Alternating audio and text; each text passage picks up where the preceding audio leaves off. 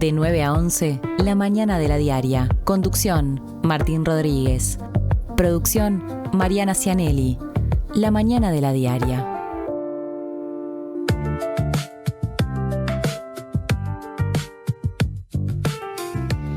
Llegando, ¿cómo andan? Aquí estamos en la mesa, ya instalados para hacer La Mañana de la Diaria, para hacer 2 horas de programa en bajadita de la semana. Eso a mí siempre me pone de buen humor. Ya está pronta en la otra punta de la mesa Mariana Cianelli. ¿Cómo te va, Mari? Muy buenos días, a mí también me pone de buen humor y me pone de buen humor que empezó a salir el sol. Está húmedo mal, pero empezó a salir el sol. Hoy en mi ventana brilla el sol. Hay una Exacto. canción que dice eso. No da de lleno de este lado, da del otro lado. Del otro lado. La zona de la sala de producción que tenemos, que es una especie de invernadero que Uh-huh. tenemos en los estudios de la Diaria Radio. Está espectacular para, por ejemplo, desayunar viendo panorama informativo, ¿no? Uh-huh. En el tramo que va de las 7 a las 9 de la mañana. Vos en general estás un poco antes que yo, así que eso lo has hecho ya en alguna ocasión. Lo he hecho y hoy tuve la suerte de que me convidaron con sándwich caliente, así que no me puedo quejar. Mirá vos, se prendió la plancha de nuevo. Se prendió la plancha de nuevo. Era un hábito el año pasado en un momento. El café La Diaria. Hacíamos el programa en otro contexto, ¿no? Exacto. Ahora igual hay una sanguchera, supongo, acá en los estudios, o viene hecho el sándwich desde afuera, se hace acá, No, se hace acá. Bien, nos dice David Mattioli, uno de nuestros operadores. Así que tuviste la oportunidad entonces de desayunar en Exacto. casa, en el lugar de trabajo, Sí. quiero decir, pero como en casa. Espectacular. Yo la vez pasada hice un comentario cromático con respecto a tu atuendo, porque claro, te habías venido de Arsenera siendo bohemia, ¿no? Un problema de vecindad futbolera del Prado. Creo que en esta ocasión has tomado una decisión que te queda muy bien, pero que intenta quedar bien con Dios y con el diablo. No, te juro. Con el Dios bohemio y con el Exacto. diablo rojiblanco, con River. Para quienes nos están escuchando, estoy vestida con una remera blanco y negro y con el saco rojo de la discordia. Y no, quiero que sepas que fue cuando yo me lo ponía, es pura casualidad. Porque hubo llamados a la radio de gente de Exacto. apellido Aguerrevere, de gente de apellido Bordaberry, de gente de apellido Escurra.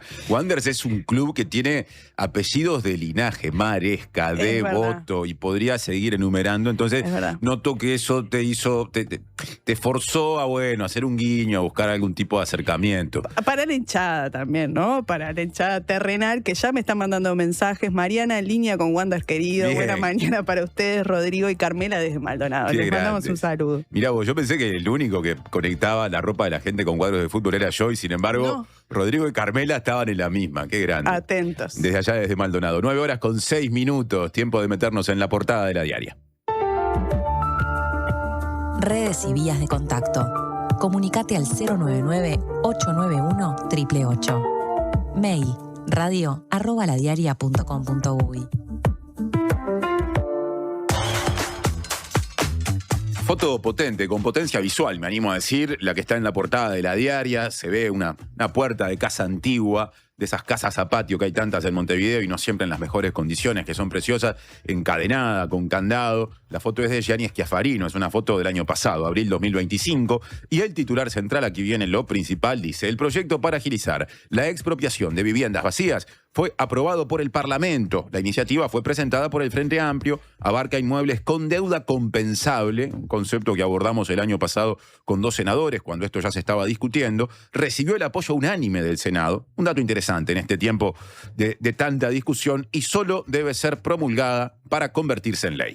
La Cámara de Senadores aprobó por unanimidad el proyecto de ley que permite la abreviación del trámite expropiatorio de bienes inmuebles con deuda compensable. Es una iniciativa, recordemos, que fue impulsada por la bancada del Frente Amplio, pero que recogió apoyo. Sí, cuando lo abordamos aquí el año pasado fue en una doble entrevista en la que estuvo presente el senador frenteamplista Óscar Andrade, que es uno de los principales promotores del proyecto, y dijo que este proyecto de ley apunta a dar una respuesta a la situación desesperante de tener suelo urbano sin utilizar, que es lo que pasa cuando quedan de repente casas cerradas durante años, a veces en muy malas condiciones edilicias, pero en este caso la clave es que tengan una determinada deuda que pueda ser compensable, deuda con organismos del Estado. Andrade mencionó que a pesar de las dificultades que conlleva la normativa vigente, la Intendencia, por ejemplo, de Maldonado recuperó 4 bocas de pasta base que estaban en el centro de la ciudad e hizo un estacionamiento, mientras que, por ejemplo, la de Montevideo llevó adelante una experiencia piloto con 60 predios que se dio vendió a una cooperativa con resultados para 1.054 familias, además de que se recuperó deuda por $10 millones.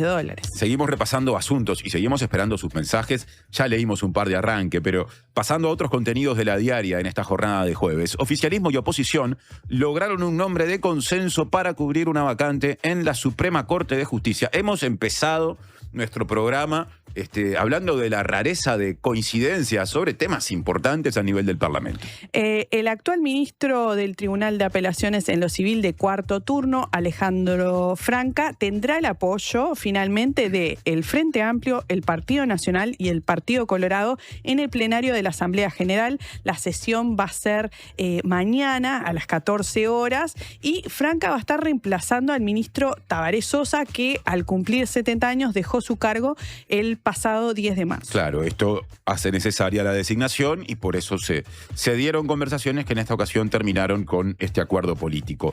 Le preguntaron por este asunto a la diaria, o mejor dicho, le preguntó a la diaria a un senador del Frente Amplio, Eduardo Brenta, que dijo que el acuerdo es una señal buena en un momento de mucha tensión entre el gobierno y la oposición, un poco lo que decíamos, mostró su expectativa con respecto a que permita ir avanzando en otras áreas. Como ejemplo, mencionó que ya existe una vacante en el Tribunal de lo Contencioso Administrativo por el retiro de una jueza, Selva Clet. Se suma también la situación del Tribunal de Cuentas y la Corte Electoral, para lo cual el sector colorado Vamos Uruguay reclama el cumplimiento de acuerdos y también la designación de una persona titular como fiscal de corte. Sabemos que ese tema sobre todo ha estado arriba de la mesa por parte de los partidos políticos, una negociación que el oficialismo le está asignando particular importancia y de la que vamos a estar hablando más adelante con la presencia de nuestro compañero Matías Capek. Sí, ya anunciamos un contenido, vendrá en el tramo final del programa justamente para actualizar la situación de esas conversaciones, porque si bien es un tema que está trancado hace mucho, yo creo que hay una puerta entreabierta, que veremos si se termina abriendo en la medida en que haya un acuerdo que requiere participación de la oposición. A su vez, la oposición tiene matices, no solo entre partidos, sino entre sectores de partidos, ¿no? Sobre todo en esta discusión de la que hablaste al final, hay que mirar la interna del Partido de Colorado. No piensa igual con respecto a la Fiscalía de Corte Andrés Ojeda que Pedro Bordaberry. Exacto. Y el gobierno está aprovechando algunos de esos márgenes para dialogar. Es muy temprano como para decir si esto tendrá avances, pero Matías Capek lo trabajó y lo va a traer a este programa sobre el cierre de nuestra edición. Otro asunto destacado, más encuestas que se han conocido en las últimas horas. Solo una de cada 5 personas aprueba la gestión del gobierno, según una encuesta, en este caso de la consultora Opción, que constata una caída de la aprobación y un aumento de la desaprobación, en este caso en el segundo trimestre del año. Repasemos cuándo se hizo la encuesta. La encuesta se hizo en parte en abril y en parte en mayo y se cerró el jueves de la semana pasada. Es decir, que ya se había instalado la discusión de la compra de la camioneta por parte del presidente Yamandu Orsi, pero no había tomado gran notoriedad. Claro, estaba recién esbozándose los hechos más notorios de esta semana, la declaración que a Orsi le cuestionaron del fin de semana, todavía no se habían producido. Según los datos que arroja esta encuesta de Opción, el 4% de las personas calificó la gestión de gobierno como muy buena, o sea, 4% muy buena, el 16% dijo buena, eso te da 20 de juicios positivos, el 30% dijo que no es ni buena ni mala, y después, pasando a quienes la calificaron mal, que son mayoría, 26% dijo que es mala, y 22% muy mala. Eso te da 48%. El 3% a su vez no supo, no contestó. En concreto, esto arroja un saldo negativo de 28 puntos en la evaluación de la gestión del gobierno, que fue uno de los aspectos medidos, pero no el único. Claro, porque a veces en esto hay que manejarse con cuidado. Se confunden preguntas, perfiles de encuestas, y hay diferencias. La encuesta preguntó por la gestión del gobierno, lo que recién abordamos, pero también midió la aprobación y desaprobación de Orsi, o sea, puntualmente, del presidente de la República, personalmente, digamos. Y en ese caso, los números que surgen son un poco mejores, los de Orsi, que los del gobierno, que fueron los mencionados antes. En el caso de Orsi, 26% lo aprueba, frente a 20% de aprobación del gobierno, y 43% lo desaprueba, frente a 48% de aprobación del gobierno. Hay 11 puntos de diferencia. También tiene saldo negativo Orsi, pero es un saldo negativo menor con respecto al que tiene el gobierno todo. En comparación con la anterior medición de opción realizada en el primer trimestre de 2026, la desaprobación de gobierno de Orsi creció 10% y la aprobación bajó 3%. Recordemos que días atrás, quizás semanas, se habían conocido otras dos encuestas similares, digamos, ¿no? Una de Factum, que arrojó un saldo negativo de 17 puntos, y una de Equipos Consultores, que arrojó un saldo negativo de 21 puntos. Mucha política en el comienzo del programa, mucha política también en la agenda del día, de hechos del día. Sí, a las 11 el presidente Yamandu Orsi va a estar visitando el Complejo Celeste en la previa mundialista. Después, a las 13 horas, se va a dar la primera reunión de la bancada bicameral femenina en la antesala del Senado. Recordemos que la bancada bicameral, que ha sido femenina, que ha sido clave para impulsar varios proyectos de ley que tienen que ver con las mujeres, la perspectiva de género, no estaba sesionando desde 2022. Así que es toda una novedad de este periodo de gobierno. Y a las 4 de la tarde, la lupa sobre la Junta Departamental de Montevideo, porque se llevará a cabo la sesión de la que hablamos mucho en los últimos días, en la que se someterán a consideración del plenario los 5 proyectos que implican, o implicarían, en caso de ser aprobado, endeudamiento extra presupuestal para que la Intendencia de Montevideo realice acciones sobre limpieza, saneamiento, calles, veredas y Ciudad Vieja. Y me parece interesante hacer una puesta a punto acerca de cómo se llega políticamente a esa instancia. Ayer hablamos con un edil, el edil colorado Federico Paganini, único representante en la Junta de su partido. Antes lo habíamos hecho con otras voces opositoras y oficialistas, más opositoras que oficialistas en las últimas semanas. Pero claro, pasan las horas, se vota hoy después de las 4 de la tarde y yo supongo que incluso a esta hora debe seguir habiendo negociaciones. Sí, repasemos un poco los votos que necesita el oficialismo. Necesita 4 votos para que se aprueben los 5 proyectos. El oficialismo tiene 17 bancas en total, pero como es una partida extra presupuestal, se necesitan 21 votos. Sí, porque el endeudamiento, en caso de que se tome alguna de esas opciones, o que se tomen todas, digamos, se va a extender más allá de este periodo. Exacto. Entonces, eso hace necesaria esa mayoría especial de 21 votos. Entonces acá hay que empezar a contar los porotos, digamos, ¿no? Para decirlo claramente. Las bancadas opositoras, ¿no?, totalizan 14 bancas, o sea, Frente Amplio tiene 17, la oposición, por todo concepto, en su diversidad y amplitud, tiene 14 bancas. Y se estructuran al interior de la oposición de la siguiente manera. 12 bancas son de ediles y edilas electas por el Partido Nacional. Una del Partido Colorado, la del mencionado edil Federico Paganini, al que entrevistamos ayer, y una banca es de un edil que apoyó la candidatura a la intendencia del ahora senador nacionalista Martín Lema bajo el lema Coalición Republicana, pero que no se identifica ni con el Partido Nacional ni con el Partido Colorado. Lo podríamos definir como un edil que tiene como referencia política el concepto de Coalición Republicana, se define como coalicionista, se llama Guillermo Cruce. Esa es la composición, digamos, de la bancada opositora. Ahora, también me parece que es importante, Mari, poner lupa encima de la composición de la bancada mayoritaria de la oposición, que es la del Partido Nacional, porque ahí hay también alineamientos diferentes. Sí, al interior de la bancada blanca, 2 de las 12 bancas son de la lista 22, que lidera el dirigente Santiago Caramés. Se trata de los ediles Nicolás Hernández y Joaquín Campos. Sí, y me parece que acá es donde tenemos que hacer el siguiente corte. Precisa 4 votos el oficialismo. Si uno se guía por lo que se ha dicho en entrevistas, por averiguaciones, por lo que se comenta por lo bajo, en este momento, pero esto puede cambiar, ¿no? Da la impresión de que los 4 nombres más cercanos a darle más apoyo, veremos igual después a qué proyectos, pero más apoyo al oficialismo son los 2 ediles de la lista 22 del Partido Nacional, Hernández y Campos. El resto de los ediles del Partido Nacional y las edilas responden a la lista 1, que controla más directamente Martín Lema y que en general, aún con matices, plantea una oposición más cerrada. Entonces, da la impresión de que Hernández y Campos de la lista 22 del Partido Nacional están más cerca de apoyar. Lo mismo con Paganini del Partido Colorado, que ayer acá habló de cuáles son las condiciones que él pide para eventualmente apoyar. Y lo mismo con ese edil que se declara coalicionista, Cruce.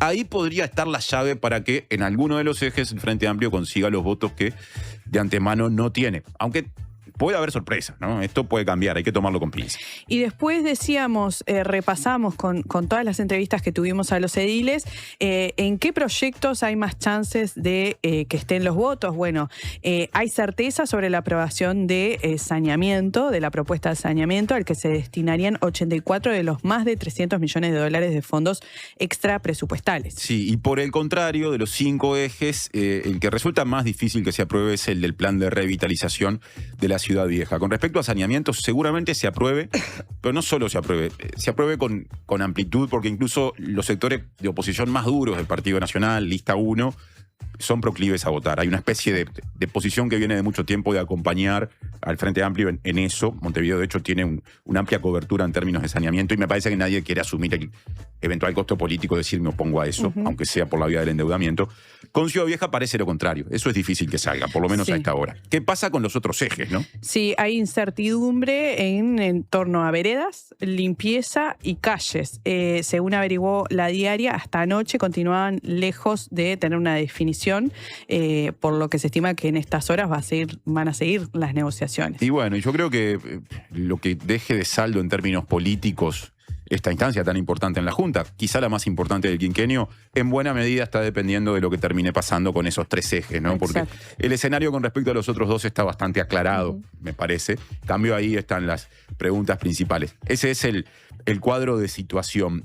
Volviendo a la agenda de hoy, la Junta de Montevideo tendrá la centralidad recién mencionada, pero además habrá una nueva aparición pública del presidente Yamandu Orsi en su vínculo con el Congreso de Intendentes. Sí, se va a inaugurar la sede del Congreso de Intendentes en Venancio Benavides y 19 de abril en el Prado. Sí, claro, en la zona del Prado de Montevideo. Me quedé pensando en la agenda de Orsi porque antes de meternos en lo de la Junta Departamental, que no lo involucra a Orsi, vos dijiste que va a visitar el Complejo Celeste. Sí. Es habitual que, digamos, vísperas o en los días previos a la partida de delegaciones uruguayas a disputar mundiales, el presidente vaya al lugar de concentración del equipo y entregue el pabellón, ¿no? Es una ceremonia que distintos presidentes han realizado a lo largo de los años. Yo supongo que la presencia de Orsi va por ese lado, ¿no? Sí. Y pasando a lo que va a ser nuestra agenda del día de hoy, en minutos vamos a estar conversando con Ernesto Nieto, director de Ágora Consultores, sobre la mirada más local de lo que es el gobierno, de la evaluación de gobierno y también miradas sobre distintos departamentos del interior del país. Claro, porque hay que tener en cuenta que Ágora Consultores es una empresa encuestadora con sede en Salto, en un país tan centralista como el nuestro, en el que habitualmente hablamos de consultoras con sede en Montevideo. Ágora permite que exista una evaluación del pensamiento de la gente con respecto a distintos temas, netamente local o regional, ¿no? Eso es muy interesante, es muy difícil de sostener aparte algo así. Entonces, vamos a hablar con Ernesto Nieto de asuntos que están en la discusión política nacional, los últimos sucesos que involucran al presidente de la República, encuestas que otras empresas han hecho, como la de Opción que recién manejamos, que confirman que el gobierno no está siendo bien evaluado y que la evaluación va en caída, pero también hablaremos con él de algunos aspectos locales que su empresa o que la empresa en la que se desempeña viene midiendo de departamentos del litoral e incluso de otros departamentos del interior. Acá hay una pregunta para mí pesada, importante. Es decir, lo que no gusta del gobierno en Montevideo está fundamentalmente presente en los medios que tienen cabeza en Montevideo. ¿Es lo mismo que sigue con atención la gente en el interior más alejado, en el norte del país? De repente, bueno, es importante tener esa mirada, salir un poquito de nuestra preciosa ubicación, pero muy montevideana, en el corazón de la Ciudad Vieja, ¿no? En 33 y la calle de la esquina que se me va, en Rincón y 33. En Rincón y 33. Y también vamos a estar recibiendo a Yamandu Plada, integrante de Redalco, una organización que se dedica a rescatar frutas y verduras que iban a ser descartadas para luego distribuirlas, porque van a sacar una nueva campaña de recaudación. Sí, Misión Platos se llama esta campaña. Es muy interesante el trabajo que hace Redalco, sobre todo por cómo terminan rescatándose recursos en términos alimenticios que irían a descarte. Exacto. Por ejemplo, con un trabajo que se hace en la Unidad Agroalimentaria de Montevideo, que permite rescatar toneladas de alimento que se recuperan. Y es también en este caso desde la visión de Redalco, una forma, este abordaje que tendremos hoy con Yamandu Plada, de darle continuidad a algunos temas que abordamos con otros colectivos, con otras personas en días anteriores. Hace poco vino gente de la Coordinadora de Ollas Populares, Coordinadora Popular y Solidaria Ollas por Vida Digna. Bueno, en Uruguay hay un problema importante de inseguridad alimentaria, moderada y severa. Entonces, todo lo que se hace en torno a la alimentación desde la sociedad civil, en este caso incluso con vínculos con el mundo empresarial, nos interesa. Y tendremos esa mirada en una semana que aparte la tiene Redalco desarrollando una acción puntual. Sobre el cierre del programa, lo ya dicho, estará Matías Capek para hablar de las negociaciones para la integración de distintos organismos, entre ellos eventualmente la Fiscalía de Corte. ¿Qué dice la gente si es que dice algo más? Porque ya te dijeron algo con respecto a Wanders al comienzo del programa. Sí, nos dice un oyente, un capo, Ernesto Nieto, lo conocemos desde niño. Saludos desde Solimar, Rosario Echevarne. Bueno, así que con ese mensaje de Rosario que pone el foco en la entrevista que viene, pausa, contacto con Ernesto Nieto y análisis político desde el interior del país. Imaginá llegar al aeropuerto de Carrasco y dejar tu auto a solo unos pasos del check-in. Descubrí el nuevo Indoor Parking, un estacionamiento techado con acceso directo a la terminal. Seguridad, comodidad y la mejor ubicación para que viajes sin preocupaciones. Aprovecha nuestras promos de larga estadía y asegura tu lugar a tan solo un clic. Reserva ahora en aeroshop.com.uy. Indoor Parking Aeropuerto de Carrasco. Estaciona, volá y disfruta. Homeopatía Olivencia, idóneos en elaboración de fórmulas homeopáticas y florales. Logra el bienestar físico y emocional de forma natural. Olivencia te escucha. Comunicate al 099-471074 o visita nuestra web olivencia.com.uy. UTE presenta Pequeños Grandes Consejos de Túnicas en Red. ¿Sabías que puedes ser más eficiente con tu heladera? Antes de abrirla, pensá qué necesitas sacar. De esta forma, evitamos pérdidas de energía. Al momento de cerrar la heladera, fíjate que la puerta quede bien cerrada y que los burletes estén sanos para que el cierre se mantenga hermético. Que no entre el calor a la heladera. Lo probamos en casa y funciona. UTE, avanzamos con energía. Canarias es una yerba única, como vos, porque la elegís todos los días. No importa si es la original, especial, serena, la que tiene jengibre, la que tiene centella y ahora la suave. Vos elegís la que más te guste. Y ahora cada una tiene un nuevo envase. Porque Canarias es la yerba de mi país. Subí el volumen. Llegó la diaria Radio a la FM en el 97.9.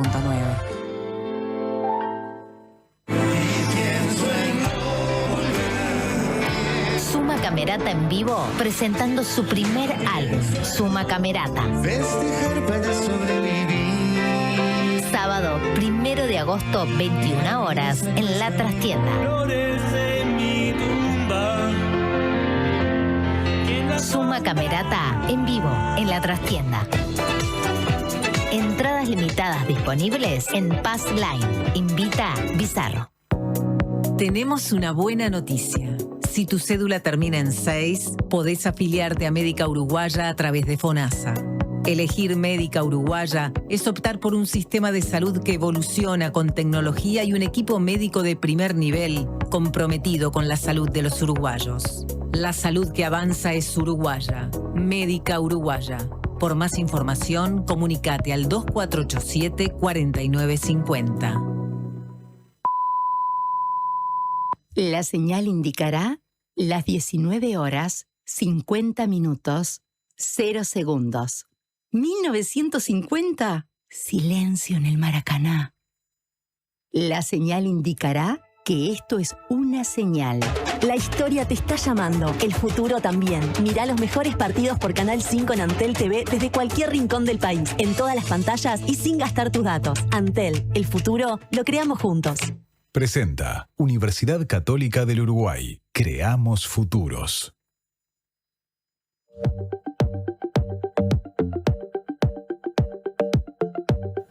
9:27 de la mañana, 9:27 de la mañana de la diaria. En su página web, Ágora se presenta como una consultora privada uruguaya con asiento en la ciudad de Salto, Uruguay, y se agrega que desde su conformación en marzo de 1999, ya pasó bastante más de medio siglo, quiero decir, de un cuarto de siglo, es Ágora la primera consultora especializada en investigación social aplicada, radicada en el interior del país. Todo un dato, como decíamos en el bloque anterior, en un país como Uruguay, que en general concentra estos recursos y estas iniciativas en la capital, en Montevideo. Entonces, por todo esto nos parece fundamental establecer contacto con Ernesto Nieto. Ernesto Nieto es doctor y licenciado en Ciencia Política por la Universidad de la República. Actualmente se desempeña como docente e investigador a nivel universitario en las áreas de instituciones políticas y sistemas políticos subnacionales. Fue fundador de Ágora y en este momento es consultor externo de esa encuestadora sobre temas vinculados a opinión pública. Y como se está hablando mucho en las últimas horas de asuntos que son públicos, notorios, que impactan en la política, en lo nacional, pero también nos interesa cruzar eso con lo que se puede ir midiendo en distintos territorios, departamentos que a veces no seguimos con atención desde Montevideo, es que nos parece fundamental hablar con él. Ernesto, bienvenido. Es un gusto establecer este contacto a través de la mañana de la diaria.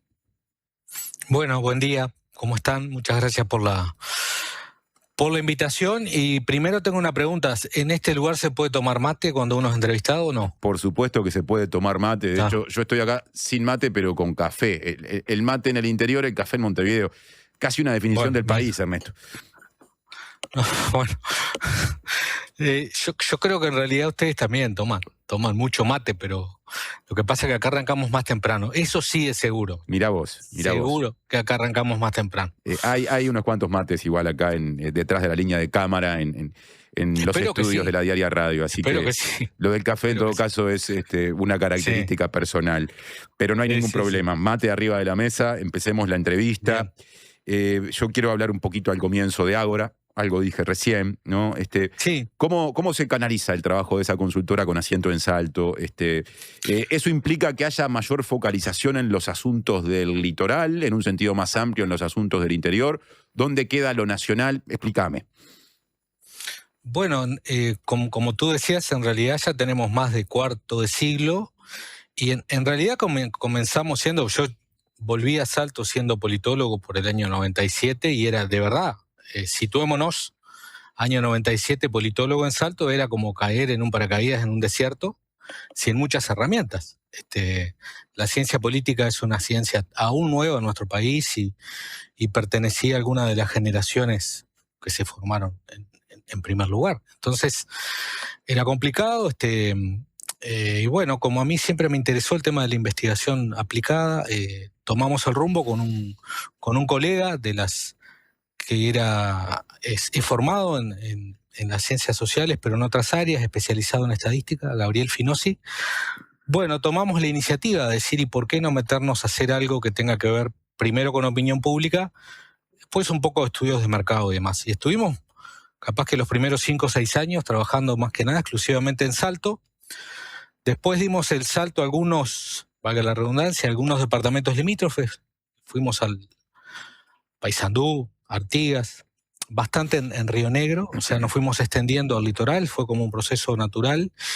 Y después, de alguna manera, nos transformamos sin quererlo y sin proyectarlo, con mucha mirada empresarial. Fue más bien la ósmosis del trabajo a demanda, como gente que se fue especializando en trabajar en el interior del país. Hoy te puedo decir que en algún momento en Ágora hemos encuestado todos los departamentos del país, con más o menor asiduidad, porque en realidad uno trabaja en función de los pedidos que se tienen, y más en áreas tan específicas como esta, ¿no? O sea, estudiar la opinión pública de un departamento o a veces de alguna región es algo muy específico. Y bueno, en las últimas elecciones nacionales también hicimos trabajos nacionales, con publicaciones, pero nuestro fuerte sin duda es medir los ambientes que hoy en la ciencia política se denominan subnacionales y dándole además particular peso en nuestro diseño de investigación a lo que tiene que ver con que no todas las poblaciones de los departamentos están radicadas en las capitales departamentales. Y eso también lo tenemos en cuenta porque somos habitantes y somos nativos de departamentos como Salto. Por ejemplo, en la encuesta que la más reciente que se se comenzó a difundir ayer de parte precisamente de la diaria. Vi que ya hicieron algo de Cerro Largo. En Cerro Largo la mayoría de su población, pero una mayoría relativa, vive en Melo, pero tenés un departamento que está altamente municipalizado. Bueno, si la muestra de alguna manera no tiene en cuenta esa particularidad de los territorios y de la cantidad de población que vive en otras localidades, bueno, seguramente no sea un buen reflejo del departamento. Ernesto, entonces hay que hacer encuestas no solo en las capitales departamentales, sí.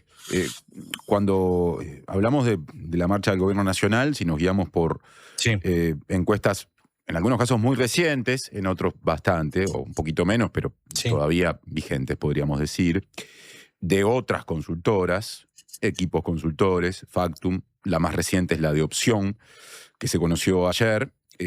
Los resultados para la marcha del gobierno, o mejor dicho, los resultados cuando se evalúa tanto la actuación del gobierno como la del presidente, según la pregunta que se haga, no le dan bien, ni al gobierno ni al presidente.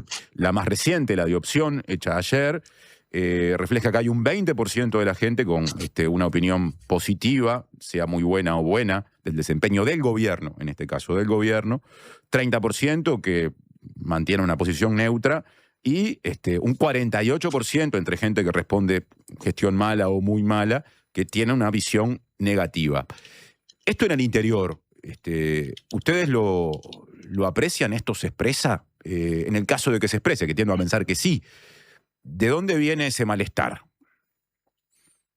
Bueno, ahí hay dos o tres cositas, Martín. La primera, yo por lo general, esto es una postura personal, no comento los trabajos de empresas colegas, por razones obvias en realidad.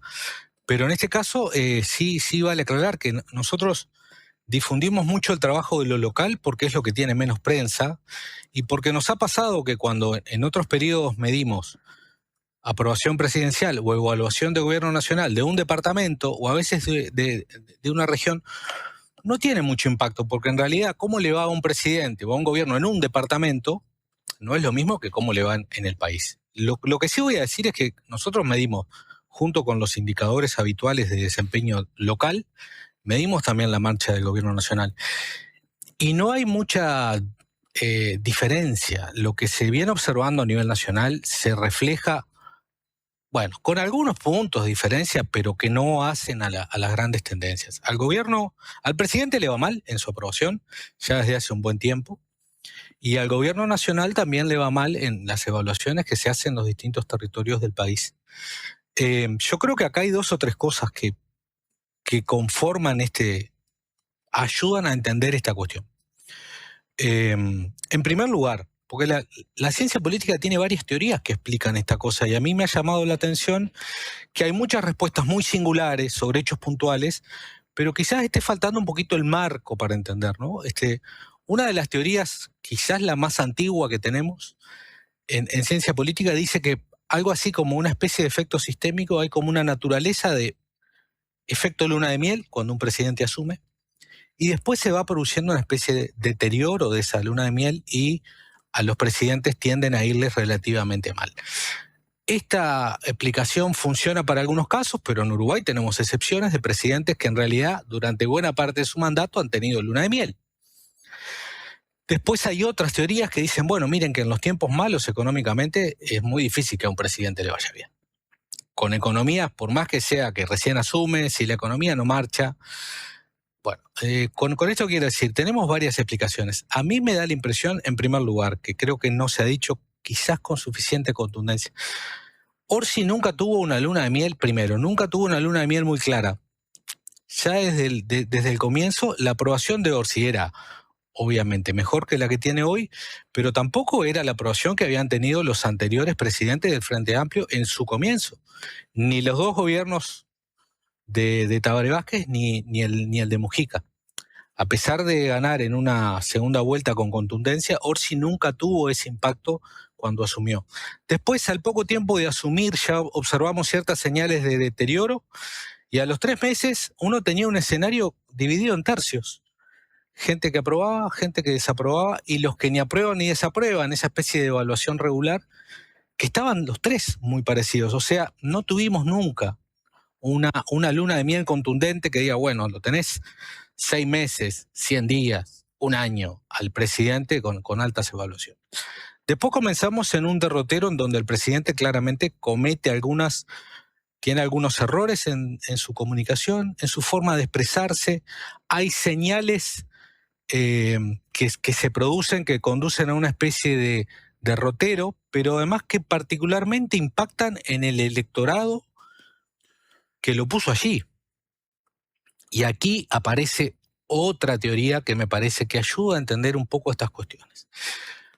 Que es una teoría bastante clásica en la sociología, pero que se aplica a la ciencia política, que es la teoría de las expectativas, que dice más o menos lo siguiente. Si vos tenés expectativas que algo va a funcionar bien, y tenés la expectativa por acá, razonable, en que un 60, 70, 80% va a estar bien, pero después tu percepción es que las cosas están funcionando por acá, es decir, un 30, un 40, toda esta diferencia es frustración.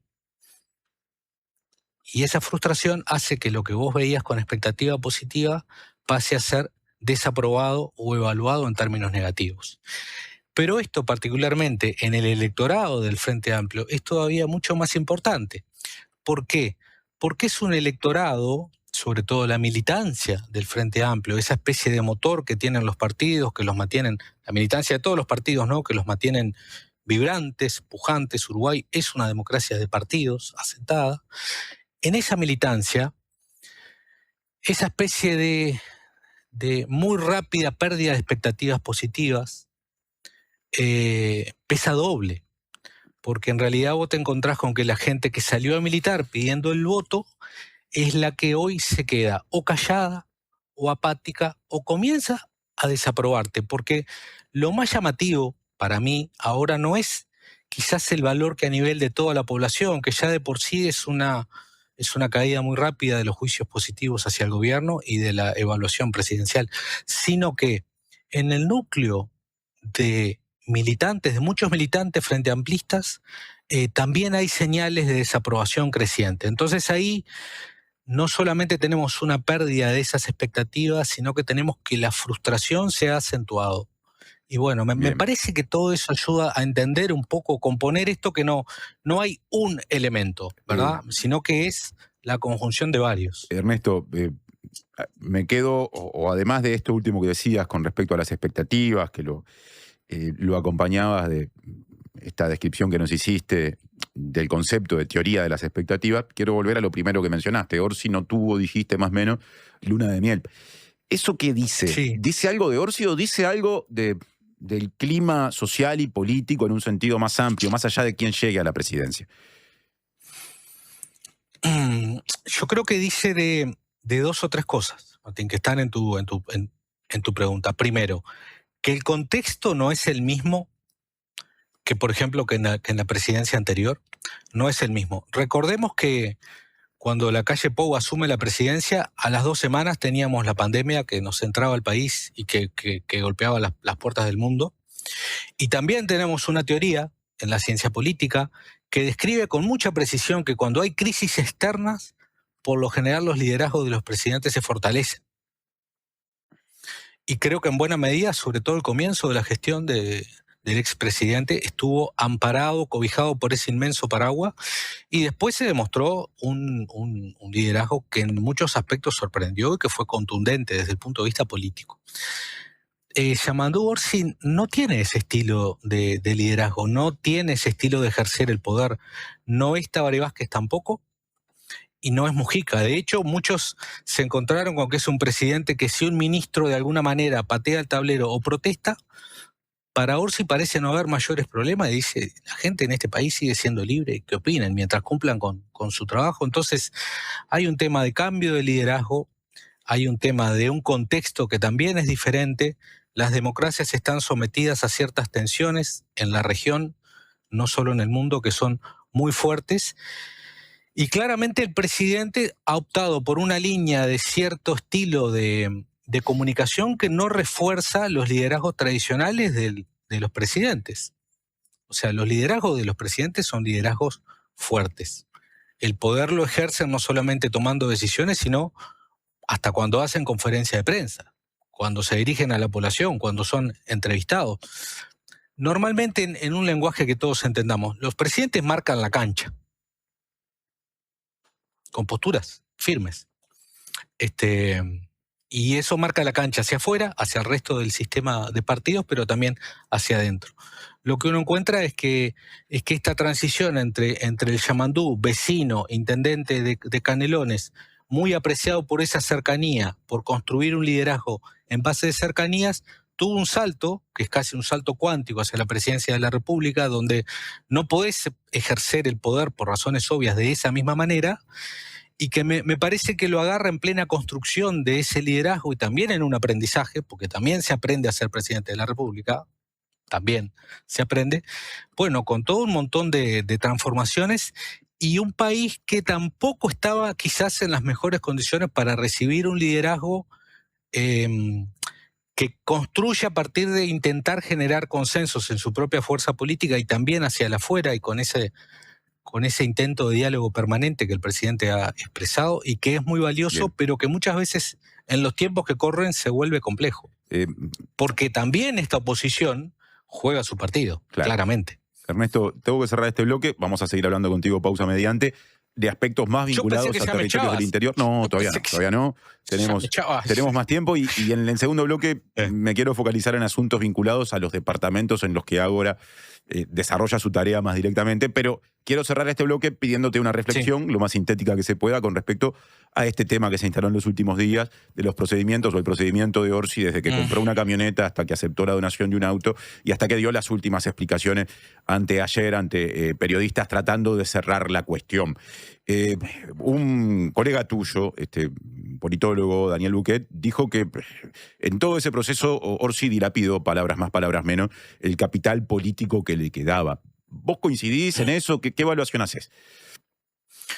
Yo no sería tan contundente como suele serlo mi estimado colega y amigo Daniel Buquet. No sería tan contundente porque también el capital político se puede recuperar y hemos tenido pruebas, a veces no de manera inmediata, pero sí creo algo, y que en esto compartimos con Daniel, que era que un episodio que se intentó cerrar, en realidad se le abrieron muchas más puertas y se terminó convirtiendo en una caja de Pandora. Y ahí hubo errores en la comunicación del presidente y en quienes asesoran, porque los presidentes por lo general no hacen estas cosas solos. Tienen gente que los ayuda a pensar en estas cuestiones. Cuando vos, intentando aclarar algo, omitís información relevante y esa información relevante te la tiran por las narices 1 o 2 horas después que vos omitiste esa información, en realidad generaste un problema todavía mayor al que terminabas de aclarar. Fuiste abriendo sucesivas puertas. Entonces, en realidad, no lo terminaste de cerrar, que era el objetivo, abriste nuevas puertas, abriste nuevos flancos, generaste más dudas. Todo el episodio en sí denotó que no se manejó bien desde un comienzo, pero cuando digo desde un comienzo no me refiero a la comunicación, sino me refiero al hecho de que el futuro presidente de la República, pocas semanas de asumir como tal, adquiere un vehículo en las condiciones que lo adquirió.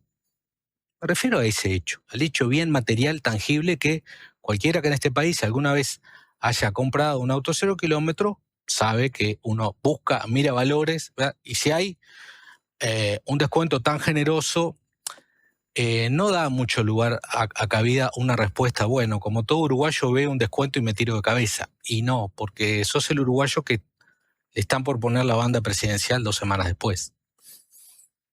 Ernesto Nieto se desempeña en Ágora, consultora que tiene su sede en Salto. Estamos hablando con él y hablaremos de la opinión pública expresada con respecto a distintos temas y en función de trabajos hechos por Ágora en algunos departamentos del interior después de la siguiente pausa. Ya seguimos. Presentó Universidad Católica del Uruguay. Creamos futuros.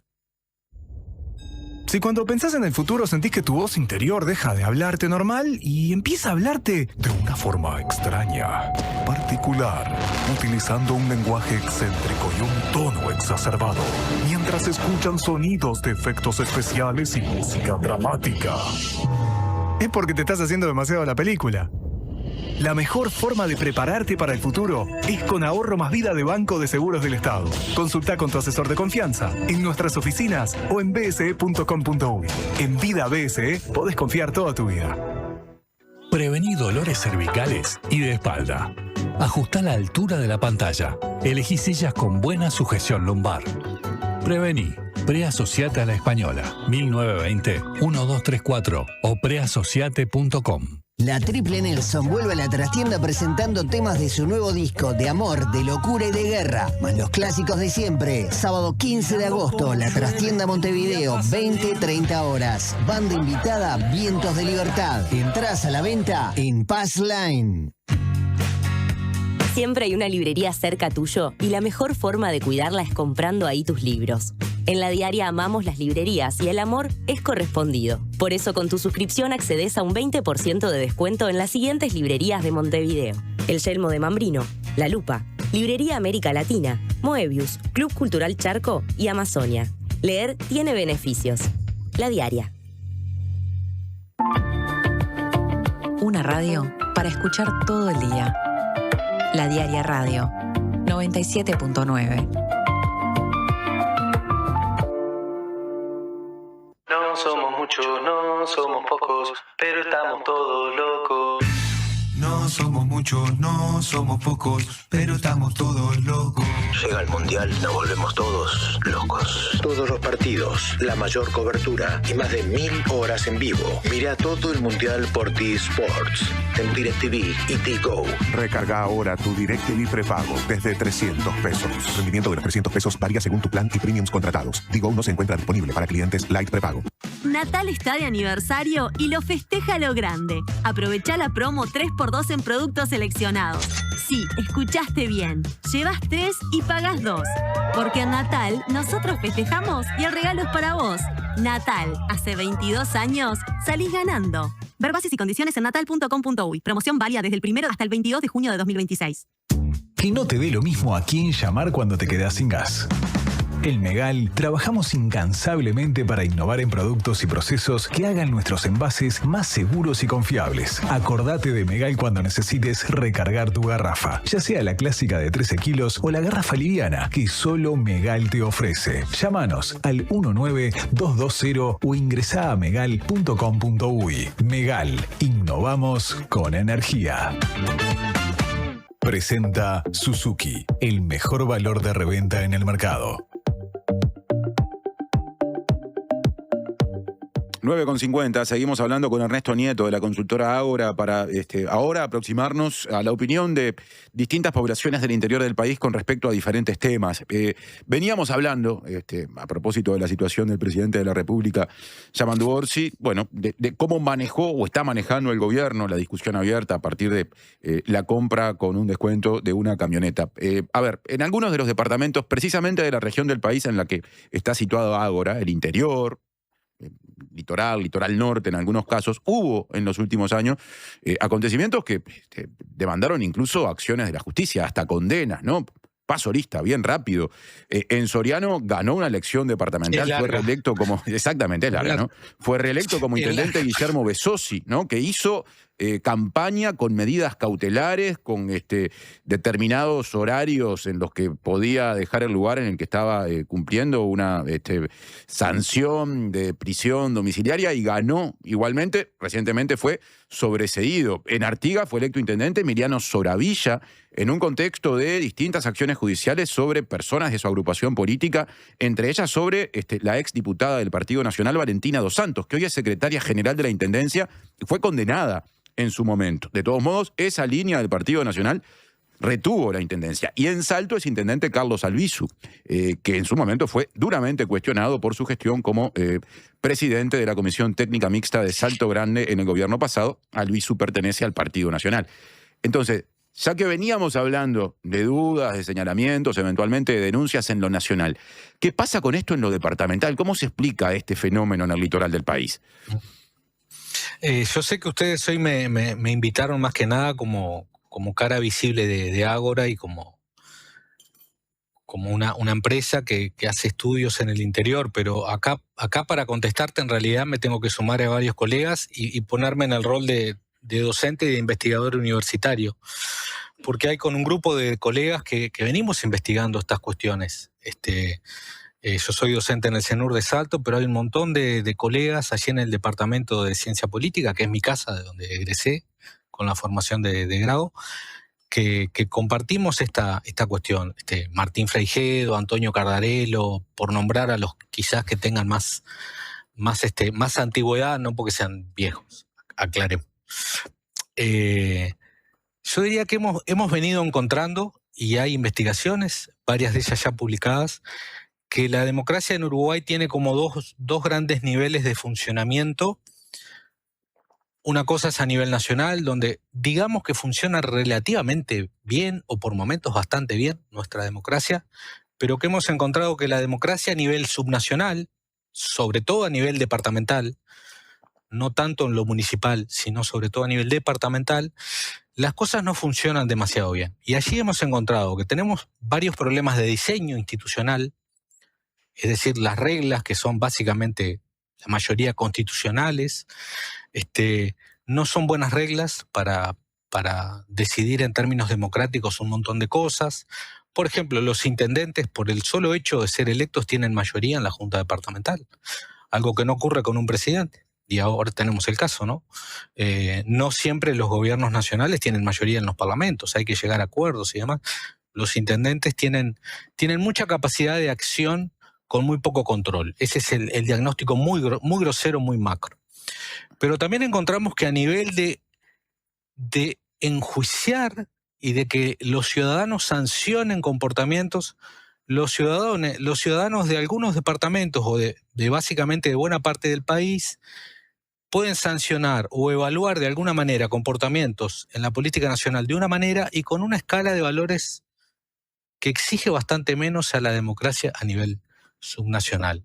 Es decir, da la impresión que si gobierna bien, entre comillas, se le perdona bastante más irregularidades a un intendente, por ejemplo, que a un presidente, en el mismo periodo de tiempo y teniendo en cuenta el mismo departamento. Y esto tiene que ver con un montón de prácticas de la cultura política que se desarrollan en los distintos territorios. O sea, tú mencionaste casos y podrías haber seguido con una lista de otros casos en otras zonas del país, y si vamos históricamente, la cantidad de casos que tenemos de intendentes que han tenido acusaciones, de intendentes que han sido sancionados, de directores o de secretarios departamentales, secretarios de la intendencia, que es el cargo más relevante después de un intendente, que han tenido problemas judiciales. La lista es muy larga.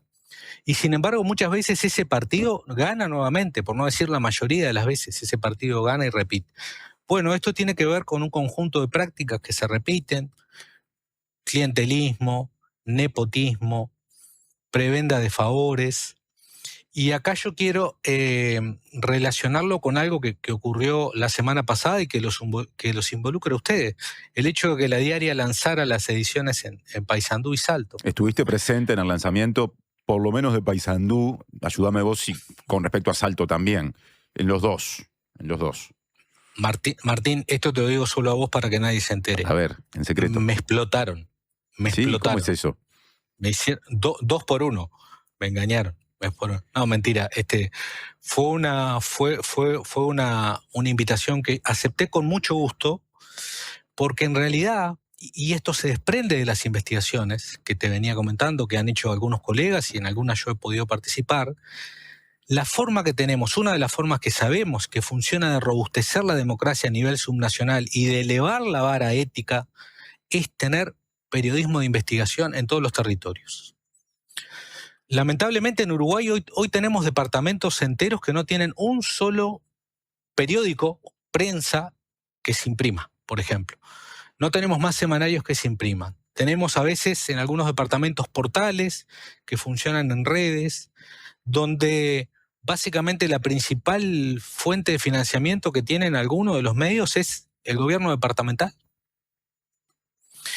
Y eso no ayuda a que la democracia funcione plenamente, porque es muy difícil investigar a los jefes si vos pretendés seguir obteniendo algún tipo de beneficio de allí.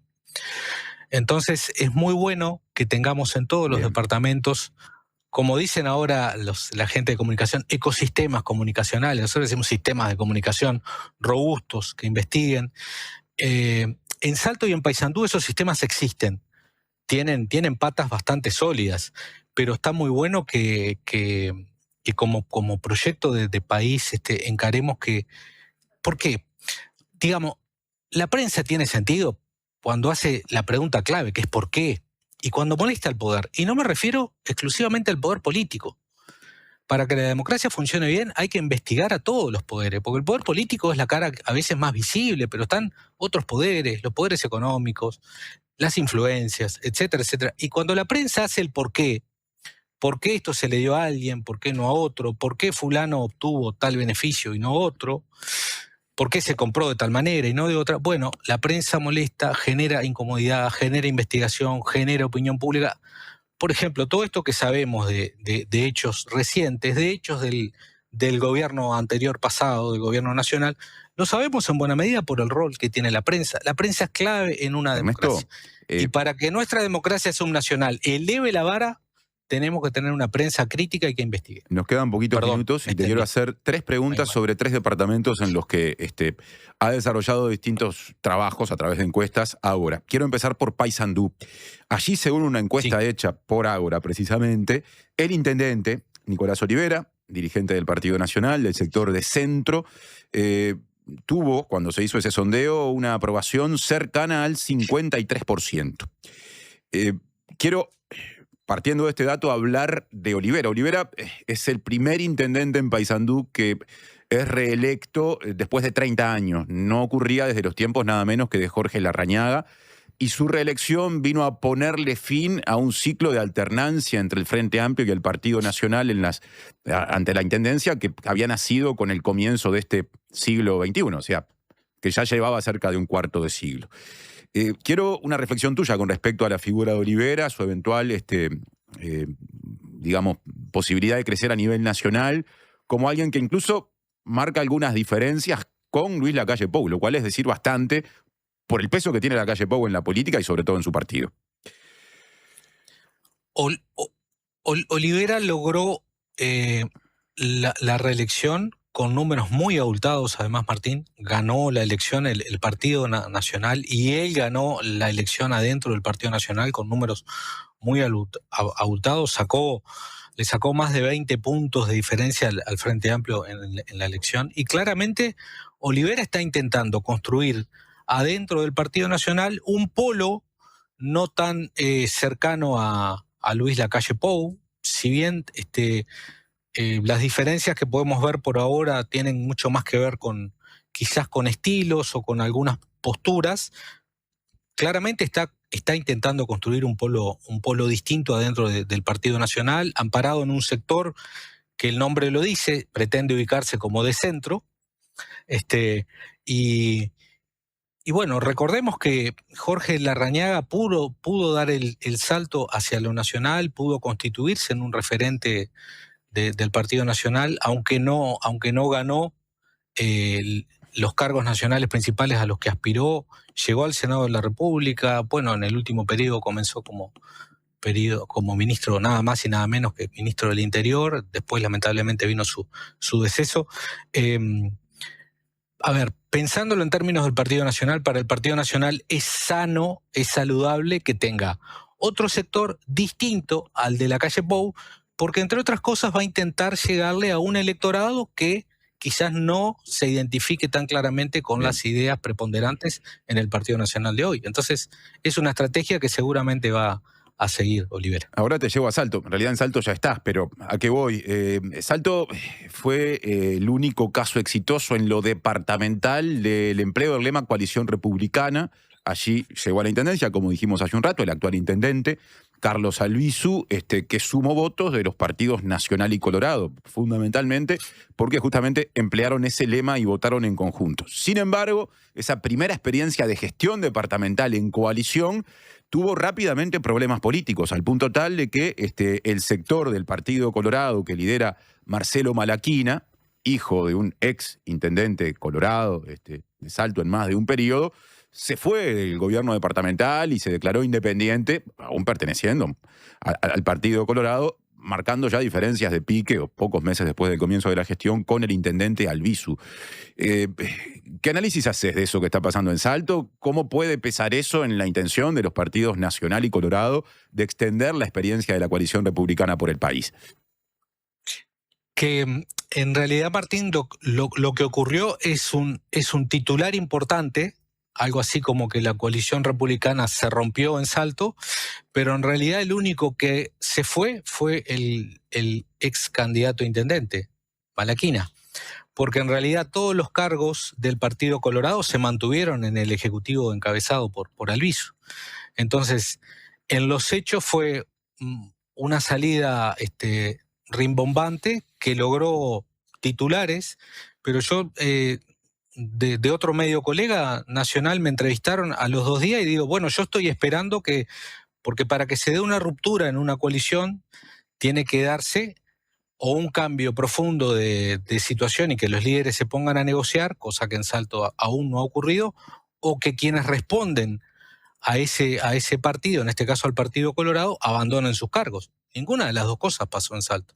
Entonces, en Salto sigue gobernando la coalición republicana, todos los integrantes del Ejecutivo Departamental que han sido designados por el Partido Colorado siguen ocupando sus bancas, y en la Junta Departamental tampoco ha habido cambios. Entonces, en los hechos, Albizu, que en esa encuesta que nosotros hicimos mostraba un nivel adecuado de aprobación para lo que son los intendentes y desaprobaciones relativamente bajas, sigue gobernando al amparo de la coalición republicana, que en los hechos sigue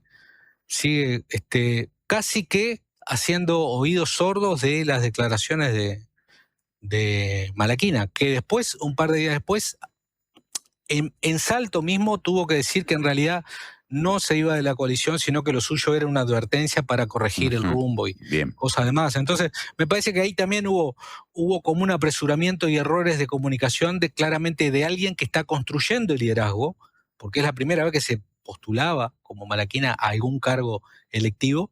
Y bueno, y hoy en el Partido Colorado se le ha generado también un contrapoder casi que necesario, porque el primero que sale a respaldar al intendente es el diputado electo del Partido Colorado, que es Horacio de Brun, diciendo, nosotros estamos acá y nuestro lugar es en esta coalición. ¿Horacio de Brun es de Vamos Uruguay?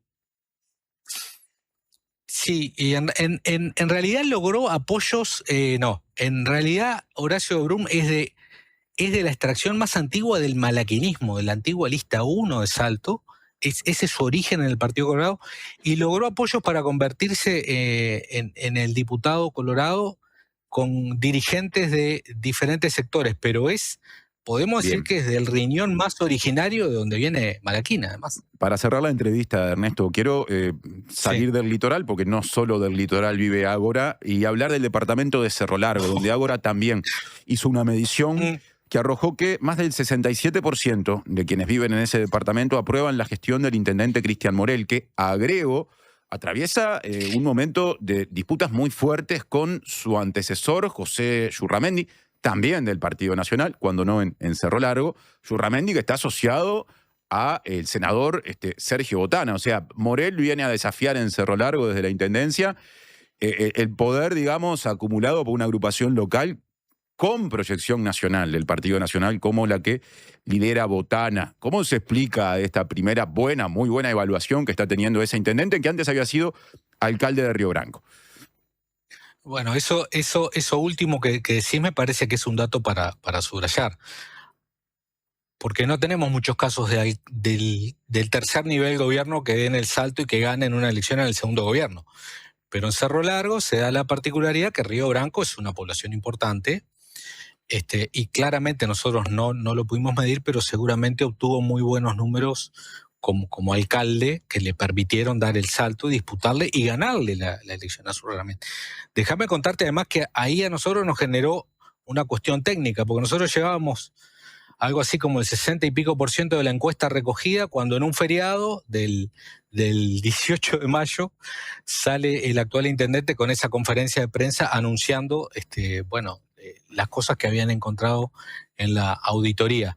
El 30 y pico % de la encuesta, que se siguió, paramos un par de días para intentar no tener mucho ruido, allí, ¿no? De qué estaba pasando. Y en realidad la tendencia del antes y el después es estadísticamente no presenta variaciones. Quiero aclarar esto porque alguien puede decir, bueno, pero ¿qué pasó con una encuesta que en el medio hay una conferencia de prensa de este estilo? En realidad uno se encuentra con que por ahora los habitantes del departamento aprueban ampliamente, de todos los departamentos que vamos sondeando en este periodo de gobierno, que ya son unos cuantos, que están todos publicados en la página de Ágora, es el intendente que tiene los números de aprobación más altos, si bien en un departamento en donde no hay alternancia. O sea, no hay alternancia ni después de la dictadura ni antes de la dictadura. Ganó el Partido Nacional, sigue ganando el Partido Nacional, creo que eso va a seguir así además por mucho tiempo. Hay una cuestión cultural allí muy fuerte. A este intendente le va muy bien. A pesar de hacer denuncias contra el intendente anterior de su partido, le está yendo muy bien, y uno tiene la impresión, por la información recogida en la encuesta, que hay cierto también nivel de apoyo a todo el derrotero de estas denuncias que se están dando. Por supuesto, como toda cuestión, hay que ver cómo escala, ¿no? Bien. Cómo escala, cómo se mueve. Lo cierto es que también uno tiene la impresión con esto de que los liderazgos locales en Cerro Largo se fortalecen, como demuestra la historia de Cerro Largo, por otra parte. Los liderazgos locales se fortalecen, y cuando los dirigentes se van de Cerro Largo y hacen política a nivel nacional, no necesariamente siguen manteniendo la misma capacidad de liderar adentro de su departamento. No es la primera vez que esto ocurre. Ya pasó con Nino Boa, cuando dio el salto a construir primero el Encuentro Progresista, después sumarse al Frente Amplio. Recordemos que Nino Boa fue intendente de Cerro Largo por el Partido Nacional, claro, por ejemplo. En los dos periodos posteriores a la dictadura. Entonces, no es la primera vez que, bueno, vos te vas del departamento y no necesariamente seguís manejando las influencias locales y la capacidad de gestionar en lo local como la tenías antes. Ernesto Nieto, consultor externo de Ágora sobre temas vinculados a opinión pública, doctor y licenciado en Ciencia Política por la Universidad de la República, docente, investigador. Muchas gracias por estos minutos para la mañana de la diaria. No, muchas gracias a ustedes, y si bien ya el emprendimiento tiene un tiempo, muchos éxitos también. Muchísimas gracias. Un abrazo y seguiremos hablando. Que pasen bien. Tiempo de pausa, hacemos una actualización de información y nos metemos con un asunto que hemos venido siguiendo y abordando también en este programa, la alimentación. Presentó Suzuki. Tu nuevo auto ya tiene un comprador. ¿Usted sabe por qué nos siguen eligiendo?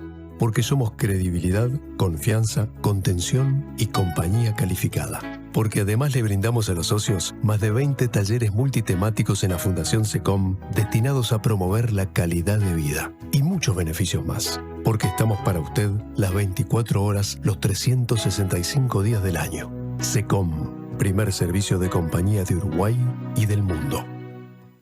Chacra La Martina, donde todo lo bueno sucede. Eventos, celebraciones sociales, empresariales, restaurante y salón de té. Además, hospedaje con ricos desayunos de campo a 20 minutos del centro. La Martina, al oeste de la ciudad. Seguinos en redes. Desarrolla las habilidades que estos tiempos exigen y transforma cada desafío en una oportunidad. La Escuela de Posgrados de la UCU te ofrece maestrías en Educación, Salud, Políticas Públicas, Ciencia de Datos y Estudios Organizacionales. Escuela de Posgrados de la Universidad Católica del Uruguay. Un mundo de oportunidades. Una radio para quedarte escuchando.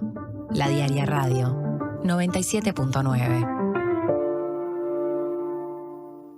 Que la primera red móvil del país evolucione contigo es una buena señal para vos, porque podés hacer que pasen cosas buenas, podés abrir nuevos caminos, comenzar grandes historias y llenar tu futuro de oportunidades. Juntos hacemos una red que une a todo el Uruguay, porque un país conectado empieza con vos.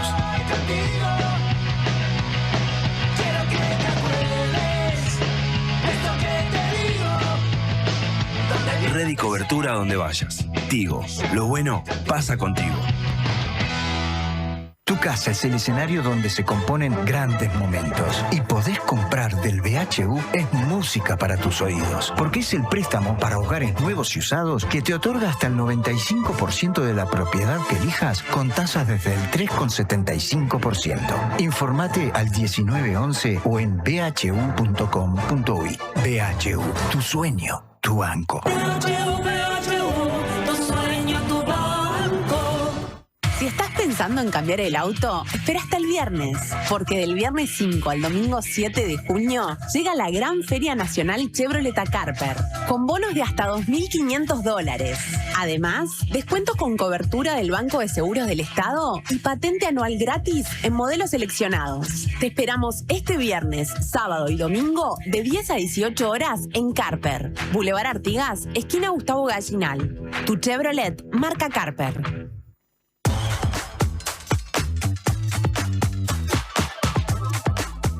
Música de noticias, 10 horas con 13 minutos. Momento de actualización informativa en la mañana de la diaria. El contraalmirante Gustavo Luciani dijo que los integrantes de la Armada más experientes no votaron a favor de Cardama. Según consta en la versión taquigráfica de su comparecencia ante la comisión que investiga el caso, señaló que el papel de los integrantes de esa junta fue de asesoramiento técnico al comandante y en ese ámbito evaluaron solamente la parte técnica de las diferentes propuestas que hubo. Esto se desprende de la comparecencia entonces ante el Parlamento, ante esta comisión especial bicameral de Luciani, asunto que viene trabajando la diaria, que ha seguido en este programa Lucas Silva, y contenido este que está publicado en la edición de hoy de la diaria en papel y también en la web. Otro asunto vinculado al mundo militar, por decirlo de alguna manera. El Ministerio de Defensa Nacional confirmó el cese de la abogada de represores Graciela Figueredo por violar la Constitución. Finalmente se firmó la resolución que define el cese de Figueredo como asesora del comandante en jefe del Ejército, Mario Stevenazzi, luego de que la profesional fuera cuestionada por actuar como abogada defensora de numerosos militares acusados y condenados por delitos de lesa humanidad y también de hacer cuestionamientos a la justicia uruguaya. En la resolución se dice que en su calidad de militar violó lo dispuesto en el artículo 77 de la Constitución porque participó de un acto público de carácter político en el debate internacional realizado en el Parlamento Europeo bajo el título El caso de Uruguay, interferencia de la Unión Europea en procesos democráticos extranjeros, donde cuestionó la actuación de la justicia uruguaya en las investigaciones sobre los crímenes de la dictadura. Son las 10 horas con 15 minutos. De 9 a 11, la mañana de la diaria. Y hoy voy a repasar la temperatura que hay en este momento en Punta del Este porque quiero, porque nos escuchan ahí por la 102.5, porque no todo es la 97.9 de Montevideo. No por error. 15 grados con 8 décimas en este momento en esa zona del este del país. Aquí en el área metropolitana es en la misma temperatura, 15 grados 8 décimas y una máxima prevista de 20 grados. ¿Y qué dice la temperatura de los mensajes? Y la temperatura de los mensajes, bueno... Fue bajando, creo. Fue bajando. Nos mandan mensajes con respecto a la entrevista con Nieto. Sí. Nos destacan que no podrían estar más de acuerdo con él, que la política clientelar en el interior es conocida y se da por sentado que se hace de esa manera como si no hubiera otra. A esto hay que sumarle que la descentralización de la administración central no llega a los territorios, por lo menos en forma completa, y siempre a la sombra del intendente caudillo, entre comillas, del momento. Saludos desde Maldonado, justamente. Y después también otro mensaje que nos llega es muy necesaria la entrevista para comprender la integralidad de las opiniones del Uruguay. Digo que fue bajando porque al comienzo de la entrevista también llegaron mensajes cuestionando que le demos tanto espacio al análisis político, ¿no? Únicos temas en el país, camioneta y encuestas. Parecen más importantes las empresas encuestadoras que no aportan cosas trascendentes, a punto de no escuchar más. No es la idea, no es la idea que te vayas. En este momento a José le respondo el mensaje, pero nos parece que es interesante sumarle, además de opiniones de las personas involucradas, el análisis, y en este caso un análisis, si se quiere, descentralizado, porque Ernesto Nieto también terminó hablando de cuestiones que se dan en otras regiones del país. Son los temas que están arriba de la agenda. La diaria ha tenido acceso privilegiado, por ejemplo, a hablar del presidente de la República, de la cuestión de la camioneta, porque allí estuvo Cecilia Álvarez anteayer, y nos parece por eso que le tenemos que dar lugar al mensaje, al tema, pero también al mensaje que recién leímos. Son las 10 horas con 17 minutos. Vamos a conocer, pausa mediante, el rol de Redalco, una organización de la sociedad civil que se encarga de que alimentos que, si no existiera esa tarea, serían descartados, lleguen a la mesa de mucha gente que los precisa. Ya venimos con eso porque aparte esta semana Redalco está encarando una actividad especial de la que también vamos a hablar.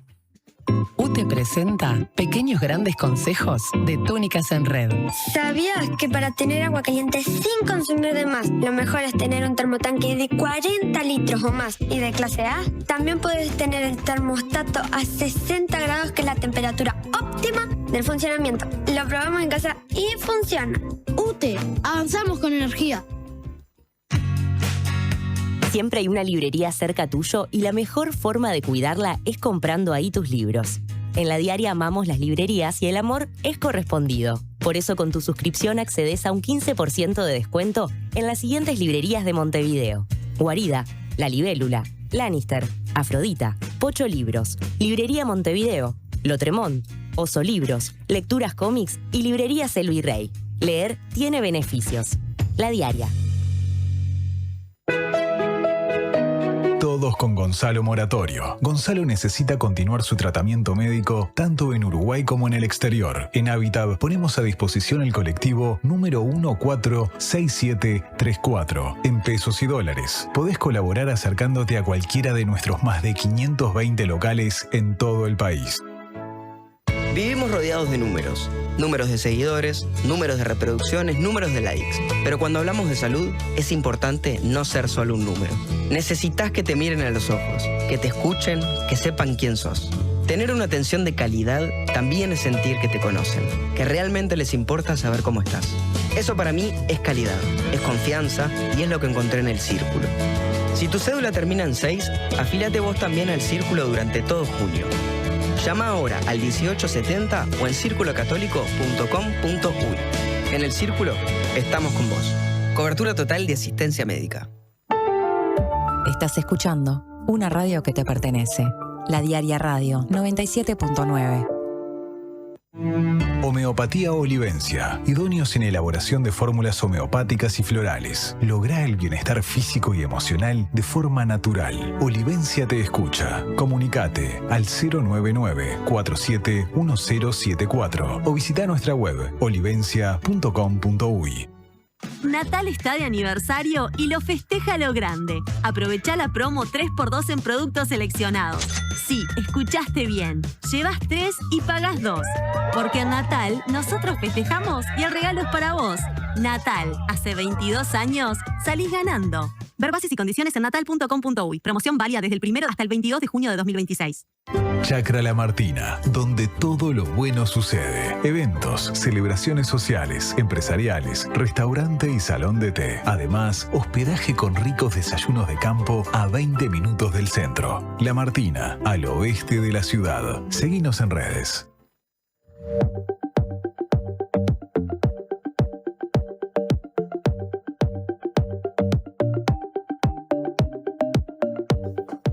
Diez horas con 20 minutos de la mañana y de la mañana de La Diaria, por ende. ¿Han escuchado hablar alguna vez de la Red de Alimentos Compartidos o de Redalco? El acrónimo, bueno, es una organización dedicada a rescatar frutas y verduras que, si no existiera la tarea que hace esta organización, en la mayoría, ¿no?, de todo eso que se termina rescatando, sería descartado por asuntos vinculados a la forma, al tamaño, al color o por ser esas frutas y verduras, en algunos casos, excedentes de producción, provenientes tanto de chacras de personas que se dedican a la producción, como de la Unidad Agroalimentaria Metropolitana, la UAM, y antes del viejo mercado modelo. Lo que hace Redalco entonces es, una vez que las obtiene, distribuirlas a organizaciones sociales que pueden ser merenderos, centros CAIF, escuelas, liceos, clubes de niños y niñas, hogares y refugios.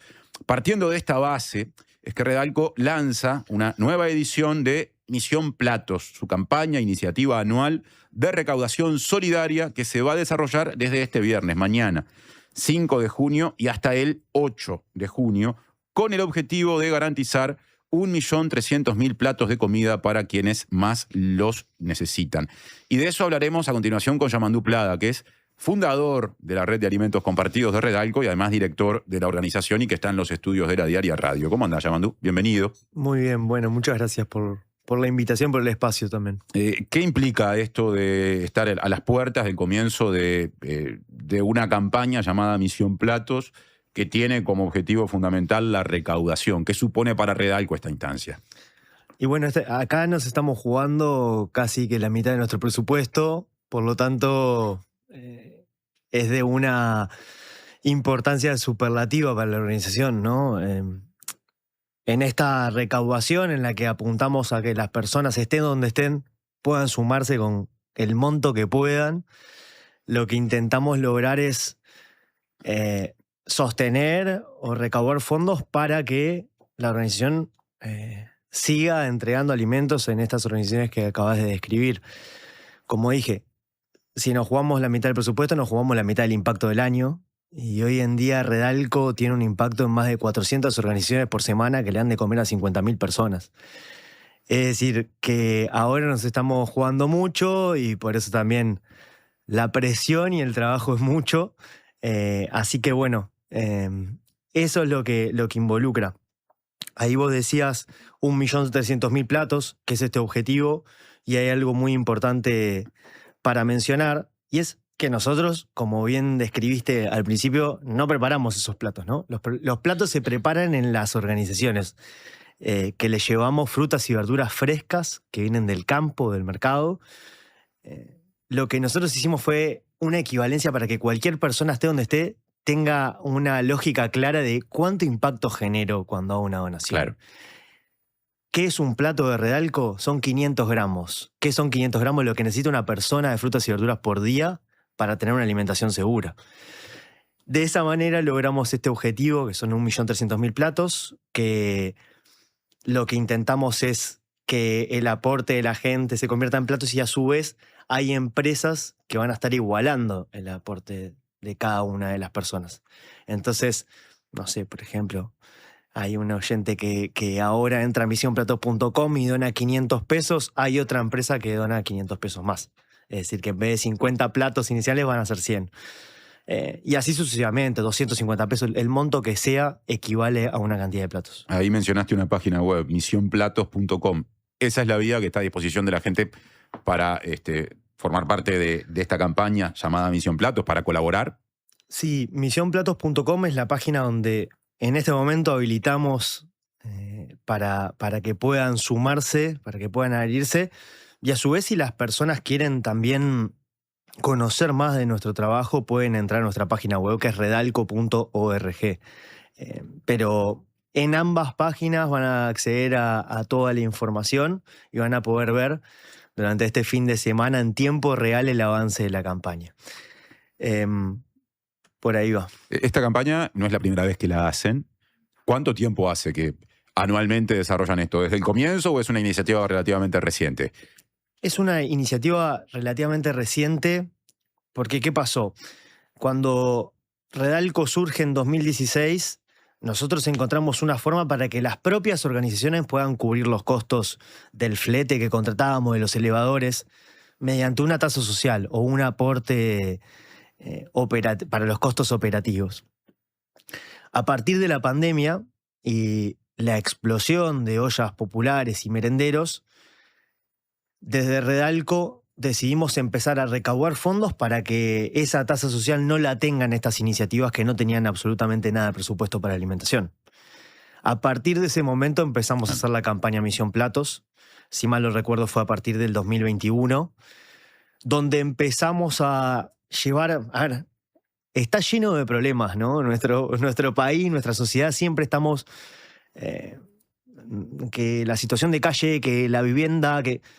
en Redalco estamos concentrados en un solo objetivo y de una forma muy clara, y es llevar alimento a los lugares donde no se encuentran esos alimentos. En Uruguay se produce el alimento para 30 millones de personas y todavía hay más de 250.000 personas que no tienen acceso a una alimentación segura. Y desde Redalco pasamos de estos problemas a una solución concreta, y es que hay que hacer accesibles estos alimentos en estos lugares, y les llevamos a todos los indignados, a todas las personas que no podemos creer que esto pase, y a personas que no sepan cómo actuar, una forma que es colaborar con el monto que sea a través de la campaña misionplatos.com. Por ahí va. Digamos, el origen de Redalco está muy vinculado a la detección de algo que rompe los ojos, pero que capaz que naturalizamos y es todo lo que se descarta y podría ser utilizado en grandes centros de acopio y distribución, como lo fue en el tiempo, hace unos 10 años, cuando se fundó Redalco, el mercado modelo, y como lo es hoy la UAM, la Unidad Agroalimentaria Metropolitana. Ahora, una vez que se identifica eso como problema y también como oportunidad, que es lo que hicieron ustedes, ¿qué supone en términos de esfuerzo para la organización? Algo dijiste antes, pero me interesa profundizar en eso. Hacer llegar eso a los lugares en los cuales luego se elaboran alimentos, a la gente en definitiva que precisa esos alimentos. Yo supongo que en términos logísticos el desafío es enorme y es cotidiano. Capaz que hasta ahora hay gente trabajando en la UAM para que mañana esos alimentos, que aparte son perecederos, estén en los lugares en los que deben estar. Háblame de esa mecánica de trabajo. Nuestro proceso y el flujo que encontramos de trabajo desde que arrancamos allá por el 2016, como bien decís, es en 3 etapas: recolección, clasificación y consolidación de los alimentos y distribución. La recolección se hace de diversas maneras. Trabajamos junto a productores frutihortícolas directos que, porque un calabacín tapa al costado o una manzana sale doble o es más chiquita o es más grande, ellos se ven obligados a dejarlo en el campo, y eso se debe a que el valor comercial que tiene ese producto no llega a cubrirle los costos al productor para ponerlo en venta. Entonces, trabajamos junto a esos productores para salvar esos alimentos, traerlos del campo, empaquetarlos en bins o en bolsas, traerlos hasta nuestro galpón que está en la UAM y que es un espacio cedido por el mercado, por la UAM. A su vez, vamos junto a voluntarios a las chacras de los productores o vamos con cosechadores a cosechar lo que el productor va a dejar. Esas son las tres formas que encontramos con los productores. A su vez, como bien dijiste, estamos en el mercado modelo y pasamos todos los días, puesto por puesto, levantando lo que el productor va a descartar por tiempo, porque tiene que entrar mercadería nueva o lo que sea. Todo eso, todas esas fuentes de alimentos se consolidan en nuestro galpón, que está en la Unidad Agroalimentaria Metropolitana. Allí participan voluntarios, voluntarias, que nos ayudan a preparar todos esos alimentos, empaquetarlos, para que en el mismo día, durante toda la jornada, y sí, bien decís, ahora nuestro galpón está a tope, para que todos los días se entreguen en la tercera etapa, que es la distribución, a las organizaciones que trabajan con población de contextos vulnerables a nivel socioeconómico. Como bien dijiste, escuelas y jardines de Quintil 1, CAIF, clubes de niños, centros juveniles, ollas y un sinfín más de organizaciones. Todos los días, entonces, son esas 3 etapas: recolección, clasificación y distribución. ¿Cuánta gente cotidianamente hace esa tarea de forma voluntaria, o eventualmente no, capaz que hay también gente rentada para Redalco? Tenemos un equipo fijo de trabajo que anda en alrededor de las 13 personas rentadas, y a su vez en las jornadas de clasificación dentro de la UAM participan unos 5 o 6 voluntarios diariamente. A su vez hacemos, como dije antes, ¿no?, cosechas. Y en las cosechas son una instancia que, al ser puntual, es mucho más masiva, claro, y anda entre los 50, 60 o hasta 150 personas que vamos al campo, vamos a conocer al productor, el productor nos explica por qué eso se va a quedar ahí, lo cosechamos y luego viaja a las cientos de organizaciones beneficiarias. ¿Hay algún estimativo de, no sé, el peso en kilos o en toneladas, no sé cómo se mide, de alimentos que diariamente o semanalmente, capaz que la unidad en términos de tiempo vos la precisarás, Redalco recupera y distribuye? Sí, eso lo tenemos súper medido. Anualmente te puedo decir que hemos andado en los alrededores de 1.600.000 kilos los últimos 3 años. En 2022 tuvimos un pico de actividad y llegamos a los 2 millones de kilos. Así que se puede sacar un promedio mensual. Y por ahí va. Nosotros cuantificamos de que, a ver, en Uruguay se desperdician 125 millones de kilos de frutas y verduras cada año. Con 1/3 de todo lo que se desperdicia, ya podría garantizarse que todas las personas que padecen inseguridad alimentaria accedan a frutas y verduras frescas. ¿Ah? Y voy a hacer una aclaración, porque a veces nos confundimos de que por el problema que vemos en nuestras casas, de que la fruta es porque está madura o porque... No, estoy hablando de fruta que queda directamente en el campo. El 60-70% de lo que se desperdicia en Uruguay queda en la chacra del productor. Lo voy a decir en francés, es un clavo. Entonces es un clavo que justamente con el productor logramos salvar y logramos vehicular a estas cientos de organizaciones. ¿Cómo pueden hacer eventualmente organizaciones interesadas, ollas populares o incluso instituciones públicas? Porque escuelas, centros CAIF, los CAIF tienen una forma mixta o distinta de administrarse, pero tienen un vínculo directo con lo público para establecer contacto con ustedes y eventualmente aspirar a recibir apoyo alimentario proveniente de Redalco. A través de la página web pueden acceder, redalco.org, pueden acceder a toda la información, nos pueden contactar. Si buscan en internet Redalco, les van a saltar todos los teléfonos, nos pueden escribir y a partir de ahí entran en un flujo en los cuales tienen que llenar un formulario, por supuesto, tenemos que constatar que la organización existe y a partir de allí esperar, porque, a ver, y hay algo que es clave en esto. Nosotros hoy en día tenemos la capacidad financiera para abastecer a 400 organizaciones por semana que le dan de comer más o menos a estas 50.000 personas. Uh-huh. En la medida en que vayamos logrando más adhesión, y por eso es importante esta campaña Misión Platos, vamos a poder recuperar más alimento y llevar más alimento a organizaciones. Pero lo que nosotros apuntamos es a sostener el impacto, los beneficios que ya tenemos. No nos gusta entregar una vez y después desaparecer, sino que sostener un impacto para que esos gurises que antes no tenían acceso y hoy lo tienen, sigan teniendo ese acceso. Así que bueno, por esa vía nos pueden contactar, les vamos a atender rápidamente, van a llenar un formulario, van a quedar en lista de espera y ojalá que el día de mañana podamos llegar a todas. La realidad es que tenemos muchísimas organizaciones que no podemos abastecer hoy en día por términos presupuestales. Que están en lista de espera, digamos, o algo por el estilo. Están en lista de espera y la mayor parte son organizaciones que no tienen presupuesto para alimentación. A ver, nosotros creamos un programa que le llamamos Programa Familias, que es para apoyar a las familias de los gurises que van a escuelas y jardines de Quintil 1. ¿Para qué? Para que cuando el padre va a buscar a su hijo a la escuela, que en las escuelas de Quintil 1 y los jardines reciben alimentación, también se puedan llevar a la casa y podamos garantizar que esos gurises accedan a una alimentación segura, no solo en la institución, sino en su casa y su familia. Y para lograr expandir eso, necesitamos que más gente se adhiera y que más gente confíe en lo que estamos haciendo. Como dije hace un ratito, problemas hay 1.000.000, pero tenemos que empezar por uno. Y tenemos que empezar por cosas concretas como esto.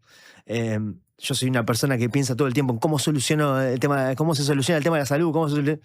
Acá hay algo muy concreto que es, con cualquier aporte, cualquier persona esté donde esté, puede generar acceso a una alimentación segura, con frutas y verduras, cada semana a una organización. Entonces, me parece que es bastante redondo y ojalá que se adhiera mucha gente.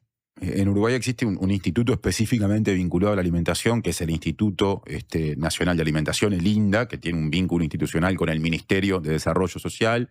Pasan los años, alternan partidos en el gobierno y esa institucionalidad se mantiene y en ocasiones se dice que se potencia en términos presupuestales y es simplemente un componente de un conjunto de políticas sociales más amplias. Por ejemplo, se anunciaron con este gobierno también profundizaciones de las políticas de alimentación en centros de estudio, no solo a nivel de inicial y primaria, sino también ahora con mayor cobertura a nivel de secundaria.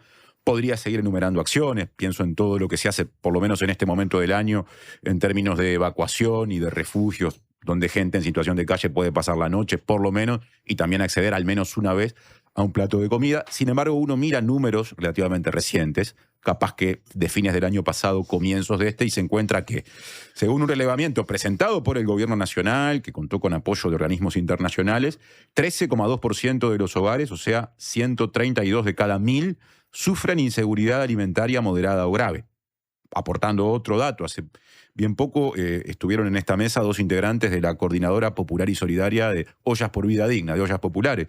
Hay más de 400 ollas activas en este momento, según un relevamiento que tiene el respaldo de la Facultad de Ciencias Sociales de la Universidad de la República. Son menos que las que había en 2020, en el peor comienzo en todo caso de la pandemia, pero son bastante más que las que se contaban antes de esa instancia. Entonces, ¿qué está pasando ahí? Ustedes siguen la problemática de la alimentación naturalmente desde cerca. ¿Se están quedando cortas las respuestas públicas, oficiales, las políticas públicas para abordar todo esto? Desde el momento en que la sociedad civil se tiene que organizar para abordar una problemática que no está resuelta, las respuestas definitivamente son carentes. De todas maneras, la construcción o la identidad nuestra es de cooperación y de articulación con todas las partes, ¿no? Ya sea con el Estado, con la sociedad civil, con más voluntarios, con más organizaciones, el sector productivo, con los productores y con las empresas que se unen a nuestro impacto donando, económicamente o con producto. Esa es nuestra visión. Yo entiendo que sí, de que aún falta mucho y realmente es algo que no logro entender cómo no logramos solucionar algo que tiene una lógica, o al menos yo la veo, sin los problemas son muy complejos, no quiero relativizar eso.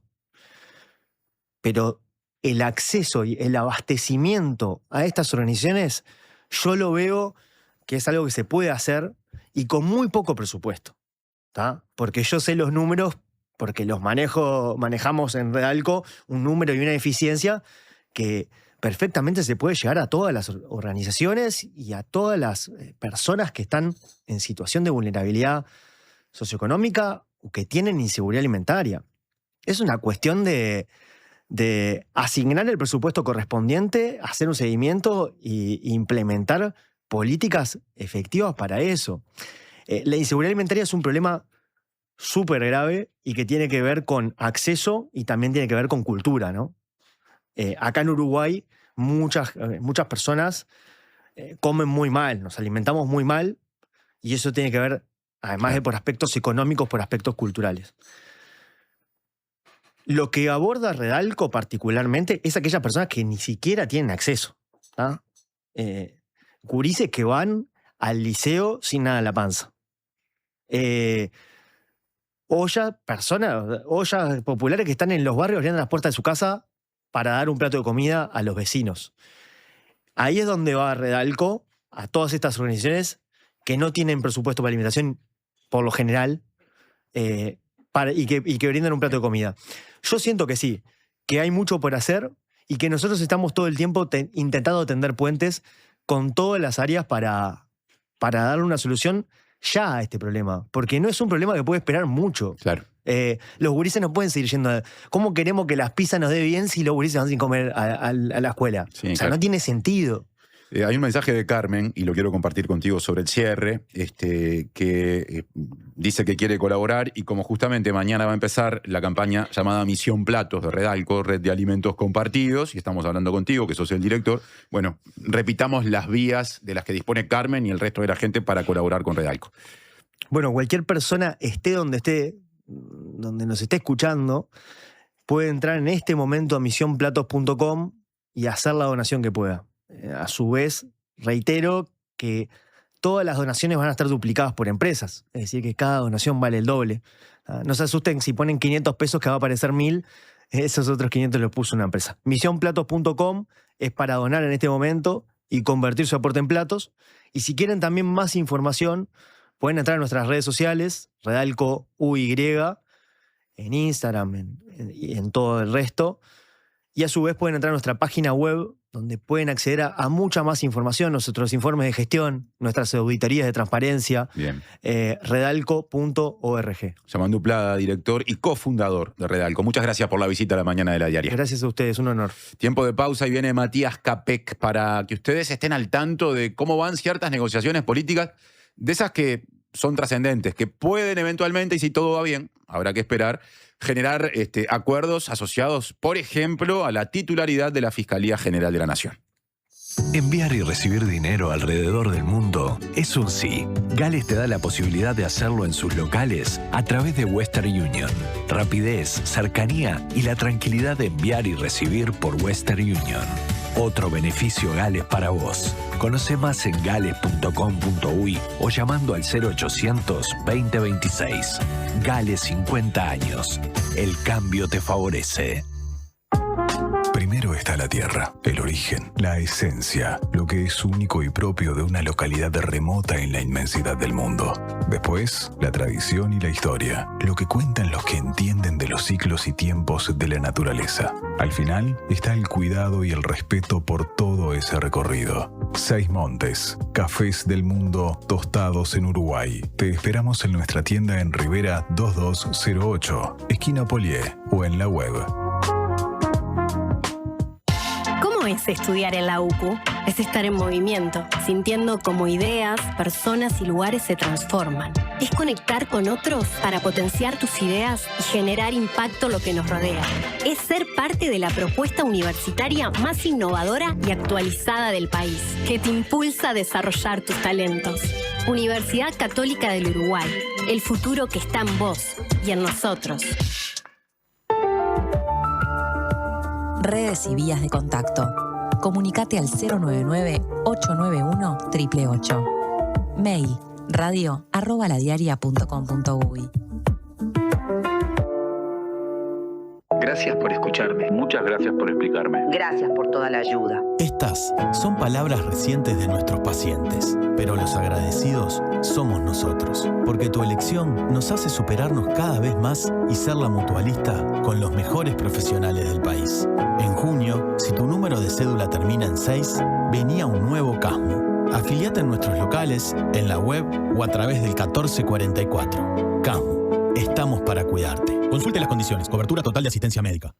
Llegó la promo Cargá y Viajá de Estaciones ANCAP. Prepara las valijas, porque cargando en Estaciones ANCAP podés ganarte uno de los 12 premios para viajar al lugar del mundo que quieras. Un safari en África, un crucero familiar, recorrer Europa, Caribe con amigos o lo que se te ocurra. Con cada carga mayor a 500 pesos, generás chances para el sorteo de uno de los 12 premios para viajar a donde quieras, cuando quieras y con quien quieras. Envía tu comprobante por WhatsApp al 098 80 60 06 o participa automáticamente con ANCAP sobre ANCAP para tener doble chance. Y si querés triple chance, usa la app de Estaciones ANCAP. ¿Y vos? ¿A dónde irías? Cargá y viajá en Estaciones ANCAP.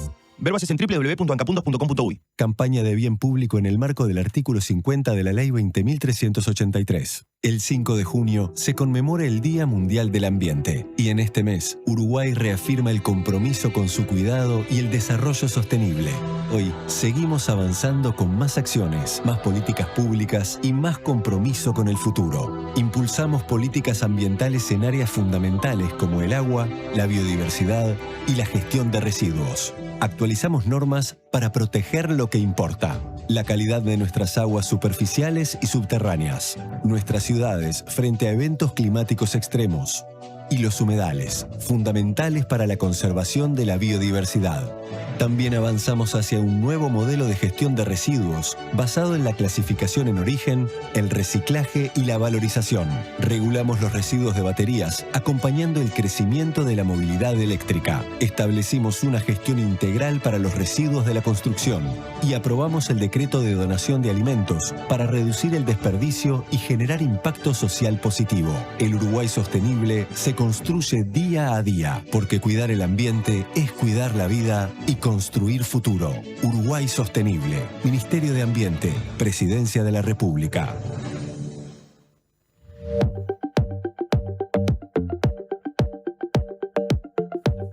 10:46 de la mañana, 10:46 de la mañana de La Diaria. Está en esta mesa Matías Capek. Yo no pedí por lo menos las autorizaciones correspondientes a La Colmena, porque Matías es productor de La Colmena, participa al aire todos los días con Carolina García, actualiza la información.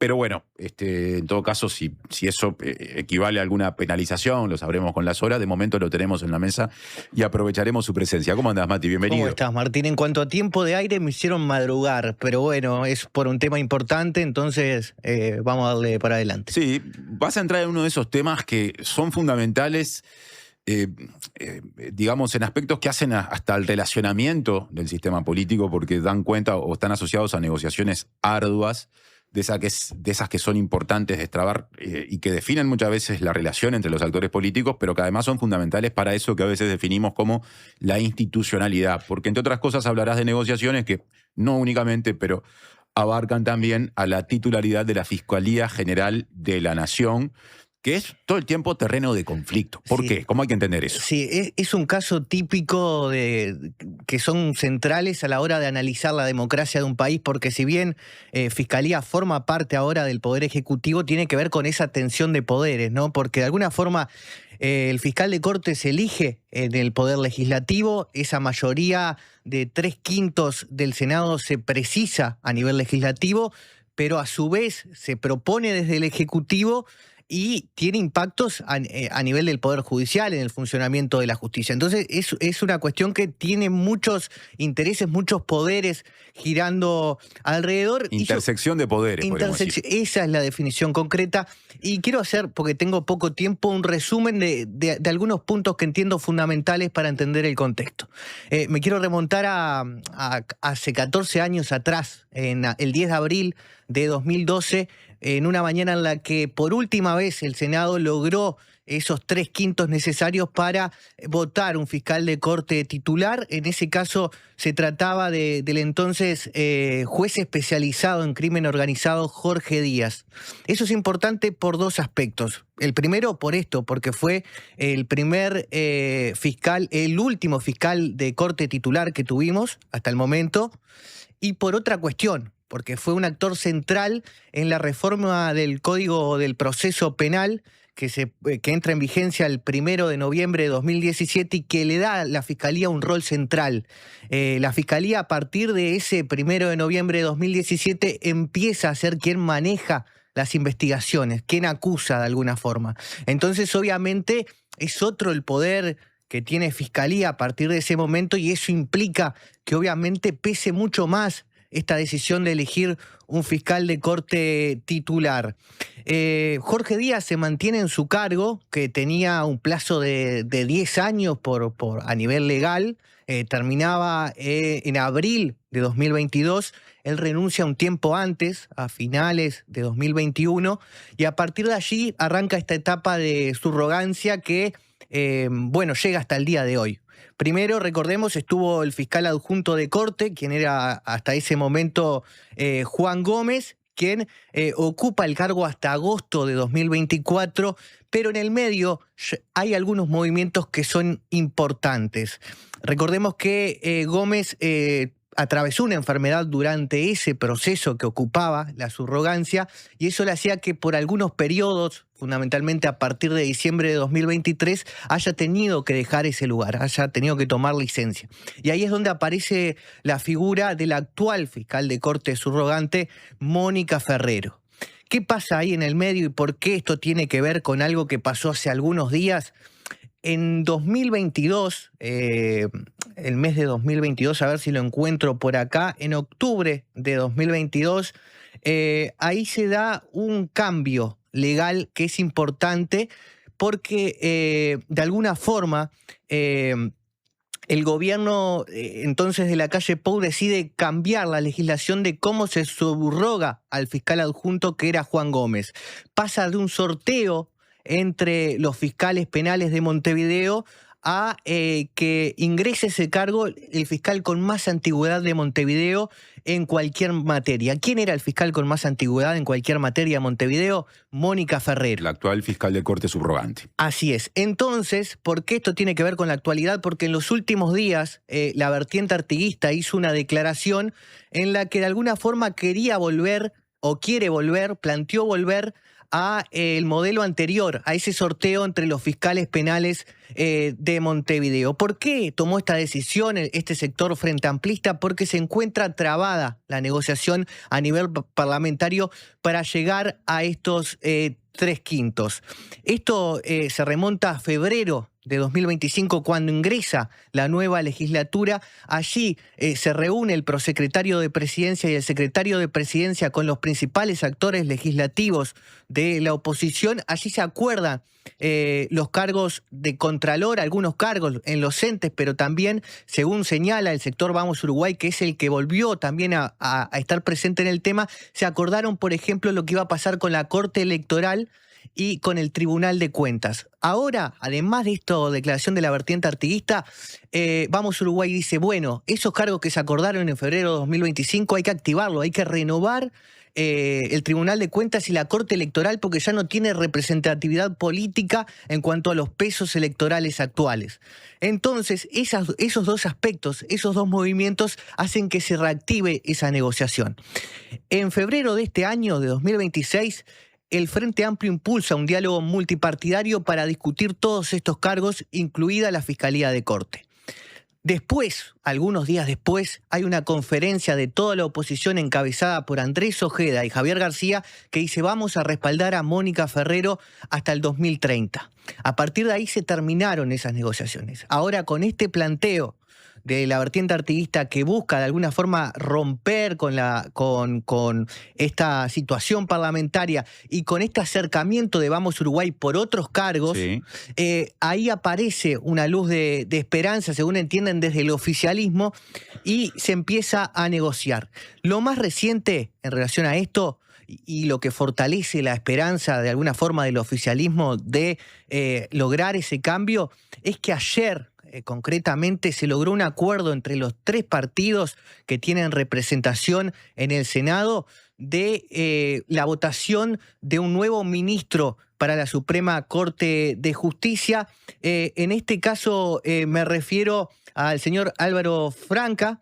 Hay 90 días para elegir un ministro de la Suprema Corte de Justicia. Esto se logra antes de los 90 días. Dicen desde el oficialismo, bueno, si logramos este acuerdo podemos tomar esto como impulso para seguir trabajando. Entonces ahí es donde empieza a tomar de alguna forma color. Después de esa conferencia, de todas formas, el sector Vamos Uruguay, que es el que se mostró más abierto a la negociación y que tiene los dos votos que le darían al oficialismo estos 3/5 necesarios, no ha hablado después de esa conferencia. No ha dicho abiertamente quiero negociar también sobre la Fiscalía de Corte, pero es una cuestión que se mantiene latente y que genera ese tipo de esperanza en el oficialismo, que después será para otra columna hablar de por qué es que quieren sacar a Mónica Ferrero, más allá de la necesidad de que haya un fiscal titular, porque hay una serie de hechos también que marcan de alguna forma esta necesidad que ellos plantean. Ha sido más que sintético, así que va a haber tiempo para que en un minuto nos hables de esos hechos. Yo antes quiero recordar que los dos senadores de Vamos Uruguay, eventualmente llave de ese acuerdo, todavía no sabemos si eso ocurrirá, vos recién dijiste que han mantenido silencio en las últimas horas, son Pedro Bordaberry, el líder sectorial, y Tabaré Viera. Sí. ¿No? Ahí están los nombres con respecto a los cuales el Frente Amplio tiene expectativas de eventual acuerdo. Sí, Pedro Bordaberry mantuvo un rol central en este acuerdo sobre la Suprema Corte de Justicia y Tabaré Viera fue quien presentó en coordinación política de bancada esta propuesta de decir, bueno, vamos a retomar esto que tiene que ver con el Tribunal de Cuentas y con la Corte Electoral. Voy a estos hechos que generan polémica sobre la figura de Mónica Ferrero, al menos desde la visión del oficialismo, porque la oposición te dice, Mónica Ferrero es central para enfrentar la situación de seguridad que tiene el país, es central porque hubo un atentado contra ella en septiembre de 2025 y eso fortalece su figura como una persona que se para de frente al narcotráfico justamente. Pero bueno, los casos que plantea el oficialismo, el primero es en julio de 2024, cuando todavía no había abandonado el cargo Juan Gómez, pero sí estaba ocupando ese lugar Mónica Ferrero, y tiene que ver con el rechazo de la solicitud de pericia internacional del celular del ex jefe de custodia de Luis Lacalle Pou, entonces presidente de la República. Esa pericia iba a utilizar tecnología que, entre otros chats, iba a recuperar el chat con el presidente de la República. Entre Astesiano, Alejandro Astesiano y el presidente. Así es.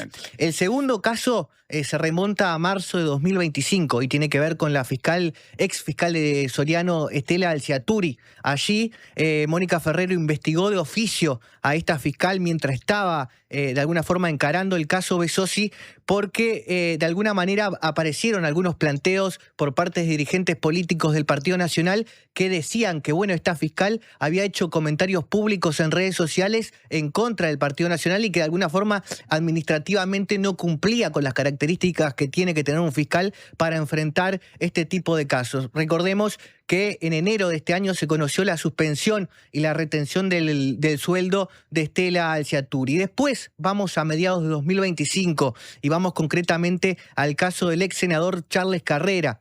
Allí Carrera habla de una grosera digitación de la fiscal Sandra Fleitas. Recordemos que quien había tomado el caso y había pedido el desafuero era Silvia Porteiro. Ella de alguna forma pidió ser apartada del caso y allí es que entra Sandra Fleitas. Lo que se cuestiona es, primero, cómo ella llega a ese cargo, porque era una fiscal que recién había llegado a Montevideo, y después el segundo aspecto tiene que ver con cómo procedió, porque recordemos que lo imputó a Carrera en muy poco tiempo, e incluso se decía por lo bajo, bueno, tiene superpoderes para investigar porque en muy poco tiempo logró llegar a esa situación. Y finalmente llegamos al caso más reciente, más sonado, mayo de este año. Claro, mayo de 2026, así se da el traslado del fiscal de delitos económicos Alejandro Machado a la Fiscalía de Crimen a la Fiscalía Especializada en Cibercrimen, que ya está trabajando, entiendo, en esa fiscalía. Recordemos que el fiscal Alejandro Machado tenía el caso Cardama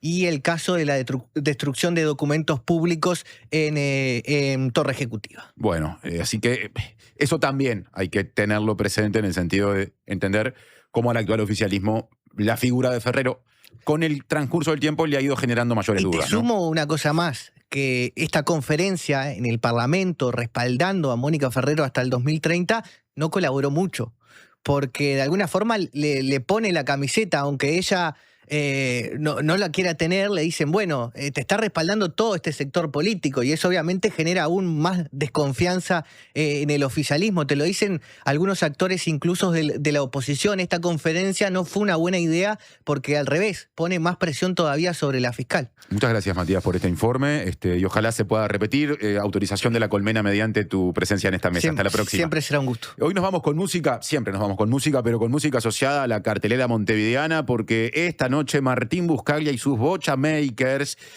van a presentarse en el museo, en la sala del Museo del Carnaval, porque se cumplen 20 años de un disco que para mucha gente es de referencia, ¿no? El Evangelio según mi jardinero, que entre otras canciones, incluye una que tiene una sonoridad preciosa y que va a ser la canción de despedida en este programa, titulada Viajar contigo es como escuchar la vida secreta de las plantas, titulada a lo Buscaglia, que suena así. Que pasen bien, hasta mañana. Beso grande, querida Julia Soma. Fue un gusto trabajar contigo, ¿eh? Y bienvenida, Emi. Lo dijimos ayer, hay cambio en la operadora, en este caso con al final de video, y también la despedida. Tenemos tiempo para hacerla sobre el final. Casi las 11. Viene Sofía, no se vayan.